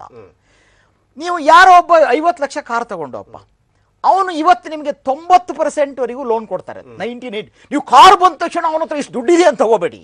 ನಾವು ಹೇಳ್ತಾರೆ nation is caught in EMI trap ಅಂತ. ಪ್ರತಿಯೊಬ್ಬ ನೀವು ಇವತ್ತು ಕೆಲಸಗಾರನ ಲಕ್ಷ ತಗೊಳ್ತೀಯ, EMI ಕಟ್ತಾ ಇರ್ತಾನೆ. ಈಗ ಮನೆ ನಂದು, ಹೌದು ಯಾರು ಹೇಳಿದಂತೆ ಅಪಾರ್ಟ್ಮೆಂಟ್ ಅಲ್ಲಿ ಇದ್ದಂತೆ, ಹೌದು ಸರ್ ಮನೆ ನಂದು ರೂಫು ಅವಂದು ಫ್ಲೋರು, ನಂದು ಫ್ಲೋರು ಇನ್ನೊಬ್ಬಂದು ರೂಫು ಅಂತ ಪರಿಸ್ಥಿತಿ ಆಗಿ ಇರ್ತಕ್ಕಂಥದ್ದು ಬಂದು EMI ಟ್ರ್ಯಾಪ್ ಅಲ್ಲಿ ಇರ್ತಾರೆ. ಈಗ ಹಾಗಾಗಿ ನಾವು ಅನೇಕರು ಇದನ್ನು ಕೋಟ್ ಮಾಡ್ತಾರೆ, ಇಷ್ಟು ಕಾರ್ ಬಂತಲ್ಲ, ಇಷ್ಟು ಇದು ಬಂತಲ್ಲ. ನೀವು ಒಂದು ಏನು ಗೊತ್ತಾ, ನೀವು ಪಬ್ಲಿಕ್ ಟ್ರಾನ್ಸ್ಪೋರ್ಟೇ ಸಾಯಿಸಿದಿರಿ, ಬೇರೆ ಗತಿ ಇಲ್ಲದೆ ಕೆಲವರು ತಗೊಳ್ತಾ ಇದ್ದಾರೆ. 2 ವೀಲರ್ ಇರ್ಬೋದು, 4 ವೀಲರ್ ಇರ್ಬೋದು, ಇದಾಗ್ತಕ್ಕಂಥದ್ದು. ಹಾಗಾಗಿ ಈ ನಂಬರನ್ನು ಇಟ್ಕೊಂಡು ನೀವು ಅದರಲ್ಲಿ ಅವನು ಮಿನಿಮಮ್ ಫಸ್ಟ್ ನೀವು ಒಂದು ಮನೆ ತಗೋಬೇಕಾದ್ರೆ ಇವತ್ತು 10%, 15%, ಕಾರ್ ತಗೋಬೇಕಾದ್ರೆ ನೀವು ಕೆಲವರು ಇವತ್ತು ಕಾರು ನೀವು 100% ರಿಜಿಸ್ಟ್ರೇಷನ್ ಮಾಡಿ ಬಿಟ್ಕೊಡೋರು ಇದ್ದಾರೆ. ನೀನು EMI ಕಟ್ಕೊಂಡೆ. ಒಂದು ನಿಮಿಷ ಕೃಷ್ಣಕುಮಾರ್, ಈಗ ಅವ್ರು ಹೇಳಿದಂಥ ಮಾತಿಗೆ ಒಂದು ನೀವು ಹೇಳಿದ ನಿಜ, ಯಾರು ಟ್ಯಾಕ್ಸ್ ವ್ಯಾಪ್ತಿಗೆ ಬರ್ತಿಲ್ಲ ಅವರನ್ನು ಸೇರಿಸ್ಕೋಬೇಕು, ಅವ್ರು ತಪ್ಪಿಸ್ಕೋತಿದ್ದಾರೆ. ಒಂದು ಇನ್ನೊಂದು, ಟ್ಯಾಕ್ಸ್ ಒಬ್ಬ ವ್ಯಾಪ್ತಿಗೆ ಬರ್ತಾ ಇಲ್ಲ, ಇನ್ನೊಬ್ಬ ಯಾರು ವ್ಯಾಪ್ತಿಯಲ್ಲಿದ್ದಾನೆ ಅಂತ ಗೊತ್ತಿದೆ, ಅವರನ್ನು ನೀವು ಮುಟ್ತಾ ಇಲ್ಲ. ಅದರ ಬದಲಾಗಿ ನೀವು ಟಾರ್ಗೆಟ್ ಮಾಡ್ತಾ ಇರೋದು ಯಾರನ್ನ? ರವಿ ಅಂತ ಅವರನ್ನ. ಸೊ ಹಾಗ ನನ್ಗೆ ಅನ್ಸುತ್ತೆ, ಅರೆ ನೀನು ಕೋಟ್ಯಾಂತರ ನೀನು ಹೊಡ್ಕೊಂಡು ಹೋಗ್ತಾ ಇದೆಯಾ ಮಾರಾಯ, ನನ್ನನ್ನು ನೀನು ಟಾರ್ಗೆಟ್ ಮಾಡಿ 5% ಮತ್ತೆ ತಗೋ. ನೀವು ಅವಾಗ ಹೇಳಿದ್ರಲ್ವಾ, ಮತ್ತೆ 5% ನಿನಗೇನೆ ತಪ್ಪಿಸ್ದ ಆಯ್ತು. ಇನ್ಫಾರ್ಮಲ್ ಅವತ್ತು ಬಂದೇ ಇಲ್ಲ, ಅವನು ತಪ್ಪಿಸ್ದ. ಹಾಗಿದ್ರೆ ನಾನು ಸಚ್ಚಾರಿತ್ರವಂತ ಆಗಿರೋದೇ ನಿಮ್ಗೆ ಪ್ರಾಬ್ಲಮಾ? ಹೌದು, ಅದಕ್ಕೆ ಉತ್ತರ ಕೊಡಿ ನೀವು. ಹೌದು, ನಾನು ಅದೇ ಹೇಳ್ತೀನಿ. ರವಿ ಅಂತ ಅವ್ರಿಗೆ, ರವಿ ಪರ್ಸನಲ್ ಆಗಿ ಮಾತಾಡಿದ್ರೆ 10 ಲಕ್ಷ ದುಡಿಮೆ ಕಮ್ಮಿ ಇದ್ರೆ ಅವರು ಟ್ಯಾಕ್ಸ್ ತೆರಿಗೆಯಲ್ಲಿ ಬರಲ್ಲ. ಆಯ್ತಲ್ವಾ, ಅವ್ರನ್ನ ಬಿಟ್ಬಿಡೋಣ. ನೀವು ಹೇಳಿದ್ರೆ ನನ್ಗೆ ಅರ್ಥ ಆಗ್ತಾ ಇದೆ. ದೇರ್ ಆರ್ ಲಾರ್ಜ್ ಎಂಟರ್ಪ್ರೈಸಸ್ 10 ಕೋಟಿ ಮಾಡೋದು, 50 ಕೋಟಿ ಮಾಡೋದು, 100 ಕೋಟಿ ಮಾಡೋದು, ತೆರಿಗೆ ಕಟ್ತಾ ಇಲ್ಲ. ಜೆಡಿಎಸ್ ಅಧಿಕಾರಕ್ಕೆ ಸರಿ ಮಾಡಿಸ್ತೀರಾ? ಓ ಎಸ್, ಫಸ್ಟ್ ಕ್ಲಾಸ್ ಆಗಿ ಮಾಡ್ತೀವಿ ನೋಡಿ. ಕುಮಾರಣ್ಣನ್ ಇಂಡಿವಿಜುವಲ್ ಆಗಿ ರವಿಗೌಡ ಕರೆ ಮಾಡಿದ್ದಾರೆ ಬೆಂಗಳೂರು. ರವಿಗೌಡ್ರೆ ನಮಸ್ತೆ. ಪ್ರಾಪರ್ಟಿನೂ ಬರ್ತೀವಿ. ಒಂದು ನಿಮಿಷ ರವಿಗೌಡ್ರೆ ನಮಸ್ತೆ. ನಮಸ್ತೆ ಸರ್. ಹೇಳಿ ರವಿಗೌಡ್ರೆ, ಏನ್ ಮಾಡ್ಕೊಂಡಿದ್ದೀರಿ? ಸರ್ ನಾವು ಓಲಾ ಕ್ಯಾಬ್ ಡ್ರೈವರ್. ಇಲ್ಲಿ ಬಹಳ ಅದ್ಭುತ ಇರುತ್ತೆ. ಹೇಳಿ ರವಿ. ಹೇಳಿ ರವಿ. ಸರ್ ನಮ್ಗೆಲ್ಲ ಈ ಪೇಟಿಎಂ ಮತ್ತೆ ಟ್ರಾನ್ಸ್ಫರ್ ಮನಿಯಿಂದ ಯಾವ್ದು ಪ್ರಾಬ್ಲಮ್ ಆಗ್ತಾ ಇರ್ಲಿಲ್ಲ. ಮತ್ತೆ ಇಲ್ಲೇ ಬ್ಯಾಂಗ್ಳೂರ್ ಸಿಟಿ ಮತ್ತೆ ನೆಲಮಂಗಲ ನಿಯರ್ ಬೈ ಇರೋದ್ರಿಂದ ಎಲ್ಲಾ ಎಜುಕೇಟೆಡ್ಸ್ ಮತ್ತೆ ಸ್ಮಾರ್ಟ್ ಫೋನ್ ಯೂಸ್ ಮಾಡ್ತಾ ಇದಾರೆ. ನಿಮ್ಮಲ್ಲಿ ಪೇಟಿಎಂ ಎಲ್ಲ ಇದೆಯಲ್ವಾ? ಪ್ರಾಬ್ಲಮ್ ಏನಾಗಿಲ್ಲ. ಬಟ್ ಏನಂದ್ರೆ ಈ ಸ್ಟೆಪ್ ಇದೆಯಲ್ಲ, ಈ ದೇಶನ ಮುಂದೆ ತಗೊಂಡೋಗೋದಲ್ಲ, ಹಿಂದೆ ತಗೊಂಡೋಗೋದ, ಹಿಂದೆ ಓಡೋಗ್ಬಿಟ್ಟಿದೆ. ಈ ಯಾವ ಕಾರಣ ಕೊಡ್ತೀರಿ ರವಿಗೌಡ್ರ ಅದಕ್ಕೆ? ಈ ನೋಟ್ ಬ್ಯಾನ್ ವಿಚಾರ ಅಮಾನ್ಯೀಕರಣ ಏನೋ ಉದ್ದೇಶ ಸರಿ ಇರ್ಬೋದು, ಆದ್ರೆ ಅದ್ ನಡ್ಕೊಂಡೋಗಿ ದಾರಿ ತಪ್ಪಾಗಿರೋದ್ರಿಂದ ಈ ಸಂಪೂರ್ಣ ವಿಫಲ. ಮತ್ತೆ ನಮ್ಮ ರಘು ಅವ್ರಿಗೆ ನಾನು ಬಹಳ ಅಭಿನಂದನೆ ತಿಳಿಸ್ಬೇಕು. ಅವ್ರ ಮೊದಲನೇ ದಿನದಿಂದಾನೇ ಇದ್ರದ್ದು ಏನೇನ್ ತೊಂದರೆ ಆಗುತ್ತೆ, ಯಾವ ರೀತಿ ಅದ್ ವಿಶ್ಲೇಷಣೆ ತುಂಬಾ ಚೆನ್ನಾಗಿ ಕೊಡಕ್ ಹೋಗುತ್ತೋ, ದೇಶದ ಎಕಾನಮಿ ಬಗ್ಗೆ ಅದೆಲ್ಲ ಬಹಳ ಚೆನ್ನಾಗಿ ಒಂದೊಂದು ಇಂಚಿಂಚು ಬಿಡಿಸಿ ಹೇಳ್ ಬಂದ್ರು. ಕಾಂಗ್ರೆಸ್ ಪಕ್ಷನೂ ಓಟ್ಗೋಸ್ಕರ ಎದುರುಕೊಂಡು ಇದು ಒಳ್ಳೇದು ಅಂತ ಹೇಳಿದ್ರು, ಅವರು ಸತ್ಯ ಹೇಳಕ್ಕೆ ಇದ್ರು. ಇವತ್ತಿನ ಸತ್ಯಮೇವ ಜಯತೆ ಮಾಡ್ತಾ ಇದಾರೆ, ಮಾಡ್ಲಿ, ಅದ್ರ ಭಾಗವಾಗಿ ಅವ್ರಿಗೆ ಅಭಿನಂದನೆ. ಬಟ್ ಏನಂದ್ರೆ ಮೋದಿ ಅವ್ರ ಬಗ್ಗೆ ಇಟ್ಕೊಂಡಿದ್ದಂತ ದೊಡ್ಡ ಭರವಸೆ ಪಾತಾಳಕ್ಕೆ ಕುಸಿದೋಗಿದೆ. ಅವ್ರು ಫಾರಿನ್ ಸುತ್ತಾ ಇದಾರೆ, ಫಾರಿನ್ ಸುತ್ತಬಿಟ್ಟು ಮೇನು ದೊಡ್ಡ ಕಾರ್ಪೊರೇಟ್ ಕಲ್ಚರ್ ಜನನ ಫೈನ್ ರವಿ, ಓಕೆ, ಅದು ಸೆಕೆಂಡ್ರಿ, ನಮ್ಮ ಚರ್ಚೆ ಇವತ್ತು ಅದಲ್ಲ. ಓಕೆ, ರಘುವಂತ ಸೆಲೆಬ್ರಿಟಿ ಡಿಮಾನಿಟೈಸೇಷನ್ ರಘುವಂತ ಸೆಲೆಬ್ರಿಟಿ ಆಗ್ಬಿಟ್ರು. ಓಕೆ, ಈಗ ಈಗ ರವಿಗೌಡರು ಹೇಳಿದ್ರಲ್ವಾ, ಈಗ ಒಬ್ಬ ಹೇಳ್ಬೋದು ನನಗೆ ಅದಕ್ಕೆ ಉತ್ತರ ಕೊಡ್ಲಿಕ್ಕೆ ಆಗ್ತಿಲ್ಲ, ನೀವು ಹೇಳಿದಾಗೆ ಎಸ್ ಸರ್ 2 ವರ್ಷ ಕಳೀಬೋದು, ಕೃಷ್ಣಕುಮಾರ್ ಅವರು ಹೇಳಿದ ರೀತಿಯಲ್ಲಿ ಕೂಡ ಈಗ ಸದ್ಯಕ್ಕೆ ಗೊತ್ತಾಗಲ್ಲ, 2019 ಬಜೆಟ್ ವೇಳೆ ಗೊತ್ತಾಗತ್ತೆ ಅಂತೇಳಿ ಈ ಜನ ಹೇಳ್ತಾರಲ್ವಾ ಈ ರೀತಿ ಆಗತ್ತೆ ಅಂತ. ಸೊ ಅದು ಕೇವಲ ಊಹಾಪೋಹದಲ್ಲೇ ಉಳಿಯುತ್ತಾ? ಯಾವುದನ್ನು ಇಟ್ಕೊಂಡು ಅವ್ರು ಹೇಳ್ತಾರೆ ಈ ರೀತಿ ಹಿಂದಕ್ಕೆ ಹೋಗಿದೆ ಅಂತೇಳಿ? ಅವ್ರ ಹತ್ರ ಸ್ಪಷ್ಟವಾದಂಥ ಯಾವುದೇ ವಿಚಾರಗಳು ಇರೋದಿಲ್ಲ ಅಲ್ಲಿ. ಆದರೂ ಒಂದು ಈ ರೀತಿ ಆಗ್ತಾ ಇದೆ, ಹಿಂದಕ್ಕೆ ಹೋಗ್ತಾ ಇದೆ, ನೀವು ಹೇಳಿದಂಥ ಮಾತು, ನೀವು ಹೇಳ್ತೀರಿ GDP ಗ್ರೋತ್ ಬಗ್ಗೆ, ಅದನ್ನು ಮನವರಿಕೆ ಮಾಡ್ಕೊಂಡು ಹೇಳ್ತಾರೆ. ಬಟ್ ಅದಕ್ಕೂ ಇದಕ್ಕೂ ಅವ್ರಿಗೇನು ಸಂಬಂಧ ಇರುತ್ತೆ? ಇಲ್ಲ, ಅವ್ರಿಗೇನು ಅದು ಅನುಭವದ ಇದು ನೋಡಿ. ನೀವು ಹಿಂಗೆ ಆರ್ಥಿಕತೆ ಅಂತ ಹೇಳಿದರೆ ನಾನು ಆರ್ಥಿಕತೆಯ ಮೂಲಕವೇ ಬೆಳಗ್ಗೆ ಎದ್ರೆ ಟ್ರಾನ್ಸಾಕ್ಟ್ ಮಾಡೋದು. ಪರೀಕ್ಷೆ ಬರೆದು ಪಾಸ್ ಆಗಿದ್ದು ಇದೇ ಹೇಳ್ತಾರೆ, ಒಂದು ದೊಡ್ಡ ಸಾಹಿತ್ಯವನ್ನ ಕೊಲ್ಲಬೇಕು ಅಂದ್ರೆ ಟೆಕ್ಸ್ಟ್ ಬುಕ್ ಮಾಡಿ ಅಂತ. ಸೊ ಇಲ್ಲ ಅಂದ್ರೆ ಚೆನ್ನಾಗಿರುತ್ತೆ. ಸೊ ಹಾಗಾಗಿ ಅದು ನೈಜವಾದ ಅವರ ಅನುಭವಗಳನ್ನು ಹೇಳ್ತಕ್ಕಂಥದ್ದು. ಕೃಷಿಕರಿಗೆ ಇವತ್ತು ಕೇಳಿ, ನೀವು ಒಳ್ಳೆ ಸಾಹಿತ್ಯವನ್ನು ಕೊಲ್ಲಬೇಕು ಅಂತಂದ್ರೆ ಅದನ್ನು ಟೆಕ್ಸ್ಟ್ ಬುಕ್ ಮಾಡಬೇಕು, ಮುಗಿದ ಆಮೇಲೆ 2 ಪ್ರಶ್ನೆ ಬಂದೇ ಬರುತ್ತೆ ಅನ್ಬೇಕು ಇದರಲ್ಲಿ, ಅಲ್ಲಿಗೆ ಅದು ಕೊಂದಂಗ ಆಗುತ್ತೆ ಅಂತ. ಇಲ್ಲ ಅಂದ್ರೆ ಕಾರ್ವಾಲೋ ತೇಜಸ್ವಿಯನ್ನು ಓದುವಾಗ ಅದು ಬೇರೆನೆ ಹೋಗ್ತದೆ ಮನಸ್ಸು. ಅವ್ನು ಟೈಮ್ ತಗೋತಾನೆ. ಈಗ ನಾನು ಕಾರ್ವಾಲೋ ತಗೊಂಡಿದ್ದೀನಿ, ಒಂದು ರಜೆಯಲ್ಲಿ ಇದೀನಿ, ಮಾರೆ ಒಂದು ಓದ್ತೀನಿ, ಇಲ್ಲಾಂದ್ರೆ ಟೆಕ್ಸ್ಟ್ ಅರ್ಧ ಬಿಡಿ ಅರ್ಧ ಹಿಡಿ ಅಂತೆಲ್ಲ ಹೇಳಿದೆ. ಕರ್ನಾಟಕ ಹಿಸ್ಟ್ರಿ ಬಿಡಿ, ಅದರಲ್ಲಿ ಹೋದ ವರ್ಷ ಮಾರ್ಕ್ಸ್ ಬಂದಿದೆ ಅಂತ, ಅಲ್ಲ ಕ್ವಶನ್ ಬಂದಿದೆ ಅಂತ ಬಿಡ್ತಾರೆ. ಹಾಗಾಗ್ತಕ್ಕಂಥದ್ದು ಇದು ಅನುಭವ. ನಮ್ಮ ನೋಡಿ ಇವತ್ತು ನೋಡಿ ಯಾಕೆ ಅವರು ಹೇಗೆ ಹೇಳ್ತಾರೆ ಅಂದರೆ, ನೀವು ಯಾವ ಕೃಷಿಯ ಬೆಲೆ ನೀವು ನೋಡಿ, ಬೇರೆ ಬೇರೆ ಇವತ್ತು ಬೇಳೆ ಕಾಳುಗಳು ಅತಿ ಹೆಚ್ಚು ಭಾರತೀಯ ರೈತರು ಪಾಪ ಬೆಳೆದ್ರು. ಬೇಳೆ ಇಂಪೋರ್ಟ್ ಮಾಡಬೇಕು ಅಂತ ಬೆಳೆದ್ರು. ಇವತ್ತು ಬೇಳೆ ಬೆಲೆ ಕನಿಷ್ಠ ಬೆಲೆ ಅಂತ ಏನಿದೆ MSP, ಕನಿಷ್ಠ ಬೆಲೆ ಸರ್ಕಾರ ನಿಗದಿ ಮಾಡಿದ್ದಕ್ಕಿಂತ ಇಡೀ ದೇಶಾದ್ಯಂತ ಬಿದ್ದು ಹೋಗಿದೆ. ಅವ್ರಿಗೆ ಅನ್ಯಾಯ ಆಗಿದೆ. ಈಗ ಕೃಷಿಕ ಕುಟುಂಬಗಳೇ ನಮ್ಮಲ್ಲಿ ಅತಿ ಹೆಚ್ಚು ಇರತಕ್ಕಂಥದ್ದು. ಈಗ ಒಂದು ನಿಮಿಷ ಸರ್, ನಾವು ಬಹಳ ಸಿಂಪಲ್ ಪ್ರಶ್ನೆ ನಿಮ್ಮ ಹತ್ರ ಕೇಳ್ತಾ ಇರೋದು ವೀಕ್ಷಕರೇ. ಏನಂತಂದ್ರೆ ಡಿಮಾನಿಟೈಸೇಷನ್ ಆಯಿತು, ದುಡ್ಡು ಬರ್ತಾ ಇದೆ, ಈಗ 50,000 ತನಕ ಇನ್ನು ತಗೊಳ್ಬೋದು. ಇಲ್ಲಿ ನಮ್ಮ ಪ್ರಶ್ನೆ ಏನಂತಂದ್ರೆ, ಒಂದು ಕಡೆ 10 ರೂಪಾಯಿನೇ ಅರ್ಥ ಗೊತ್ತಾಗಿಲ್ಲ, ಎಲ್ಲೋ ಭಯ ಕಾಡ್ತಾ ಇದೆ. ಇನ್ನೊಂದು ಕಡೆ ನಿಮಗೆ ನೀವು 24,000 ರೂಪಾಯಿ ತಗೊಂಡ್ರಿ ಅಂತ ಇಟ್ಕೊಳ್ಳಿ, 12 ನೋಟ್ ಬರುತ್ತೆ 2,000 ರೂಪಾಯಿದು.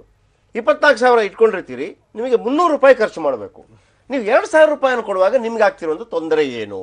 ನಿಮಗೆ ಆರಾಮಾಗಿ 500 ರೂಪಾಯಿ 100 ರೂಪಾಯಿ ತೆಗೆದು ಕೊಡ್ತಾ ಇದ್ದಾನ? ಅಥವಾ ನೀವು ಬ್ಯಾಂಕಲ್ಲಿ ಹೋಗ್ಬಿಟ್ಟು ಅಥವಾ ATM ಅಲ್ಲಿ ಹೋಗ್ಬಿಟ್ಟು ನಿಮಗೊಂದು 600 ರೂಪಾಯಿ ಬೇಕಾಗಿದೆ, 600 ರೂಪಾಯಿ ಡ್ರಾ ಮಾಡ್ಲಿಕ್ಕೆ ಹೋಗ್ತೀರಿ, 600 ರೂಪೀಸ್. ನಿಮಗೆ 600 ರೂಪೀಸ್ ಬರುತ್ತಾ ಇಲ್ವೋ ಕೃಷ್ಣಕುಮಾರ್? ಅದು 600 ರೂಪೀಸ್ ಬರ್ತಾ ಇಲ್ಲ, ಅಲ್ಲಿ ಬರೋದಿಲ್ಲ. 2,000 ರೂಪಾಯಿ ಬರ್ತಾ ಇದೆ. ನಿಮ್ ಪ್ರಶ್ನೆಗೆ ಉತ್ತರ ಏನಂದ್ರೆ 12 ತಿಂಗಳು ಆದ್ಮೇಲೆ ಅದಾಗೋದು. 5,500 ನೋಟ್ಗಳು ಪ್ರಿಂಟ್ ಆಗಕ್ಕೆ 1 ವರ್ಷ ತಗೋತಾರೆ. ಗಜಪ್ರಸವ. ಹೌದು, ಹಾಗಾಗಿ ಅನುಭವಿಸ್ಬೇಕು ಇದು ಜನ 1 ವರ್ಷ. ಆ 12 ತಿಂಗಳಲ್ಲಿ ಆಗುವಂತ ಅವಾಂತರಗಳೇನು ಅಂತ ನಾವು ರಘು ಅವ್ರ ಹತ್ರ ಕೇಳ್ತಾ ಇದ್ದದ್ದು. ಹಿಂಸೆ ಇದೆ, ಒಂದು ಜನಗಳಿಗೆ ಹಿಂಸೆ ಇರುತ್ತೆ. ಇನ್ನು 6 ತಿಂಗಳು 9 ತಿಂಗಳು ಇದ್ದೇ ಇರುತ್ತೆ. ಯಾಕಂದ್ರೆ 500 ರೂಪಾಯಿಗಳು ಪ್ರಿಂಟ್ ಆಗಕ್ಕೆ 9 ತಿಂಗಳು ಬೇಕು. ನಾನು 12 ತಿಂಗಳು ಕೂಡ ಸಮಸ್ಯೆ ನಾನು ಯಾರಿಗೂ ಇಲ್ಲ ಅಂತ ಹೇಳೋದಿಲ್ಲ, ಸಮಸ್ಯೆ ಎಲ್ರಿಗೂ ಇದೆ. ಒಪ್ಕೋತೀನಿ ಕೃಷ್ಣಕುಮಾರ್, 12 ತಿಂಗಳು ಕಷ್ಟ ಆಗುತ್ತೆ, ನಾವು ರೆಡಿ ಇದ್ದೀವಿ. ಆದ್ರೆ 12 ತಿಂಗಳ ನಂತರ ಈಗಿರುವಂತ ಸ್ಥಿತಿಗಿಂತ ನಮ್ಮ ಸ್ಥಿತಿ ಉತ್ತಮವಾಗತ್ತಾ? ಅಥವಾ ನಮ್ಮ ಸ್ಥಿತಿ ಇಲ್ಲ, ನೀನು 2 ರೂಪಾಯಿ ಲಾಸ್ ಮಾಡ್ಕೋಬೇಕು, ಟ್ಯಾಕ್ಸ್ ಕಟ್ಟಬೇಕು, ಟ್ಯಾಕ್ಸ್ ಕಟ್ಟೋಣ, ನನ್ನ ಸ್ಥಿತಿ ಉತ್ತಮವಾಗಬೇಕು. ಏನು ಉತ್ತಮ ಹೇಳ್ಬಿಡ್ತೀನಿ. ನಾಳೆಯಿಂದ ನಾನು ಸರ್ಕಾರಿ ಆಸ್ಪತ್ರೆಗೆ ಹೋದಾಗ ನನಗೆ ಅದ್ಭುತವಾದಂಥ ಒಂದು ಫೆಸಿಲಿಟಿ ಸಿಗಬೇಕು. ನನಗೆ 6 ತಿಂಗಳು ಮತ್ತು ಟೈಮ್ ಕೊಡಿ. ಇಲ್ಲಪ್ಪ, ನೆಕ್ಸ್ಟ್ ನೀನು ಬಾ, ಅದ್ಭುತವಾಗಿರುತ್ತೆ. ನಾನೊಂದು ಕಾರ್ ತಗೊಂಡು ಹೋಗ್ತಾ ಇರ್ತೀನಿ, ನನಗೆ ರೋಡ್ ಅದ್ಭುತವಾದ ನೀನು ಕೊಡಬೇಕು. ನನ್ನ ಮಕ್ಕಳನ್ನ ಕನ್ನಡ ಶಾಲೆಗೆ ಹಾಕ್ತೀನಿ, ಯಾವ ಕಾರಣಕ್ಕೂ ಖಾಸಗಿ ಶಾಲೆಗೆ ಹಾಕೋದಿಲ್ಲ, ಇಂಗ್ಲಿಷ್ ಮೀಡಿಯಂಗೆ ಹಾಕೋದಿಲ್ಲ. ನನ್ನ ಮಕ್ಕಳಿಗೆ ಅಲ್ಲಿ ಖಾಸಗಿ ಶಾಲೆಯಲ್ಲಿ ಕನ್ನಡವೇ ಕೊಡಿ ನೀವು, ಸಾರಿ ಸರ್ಕಾರಿ ಶಾಲೆಗಳಲ್ಲಿ.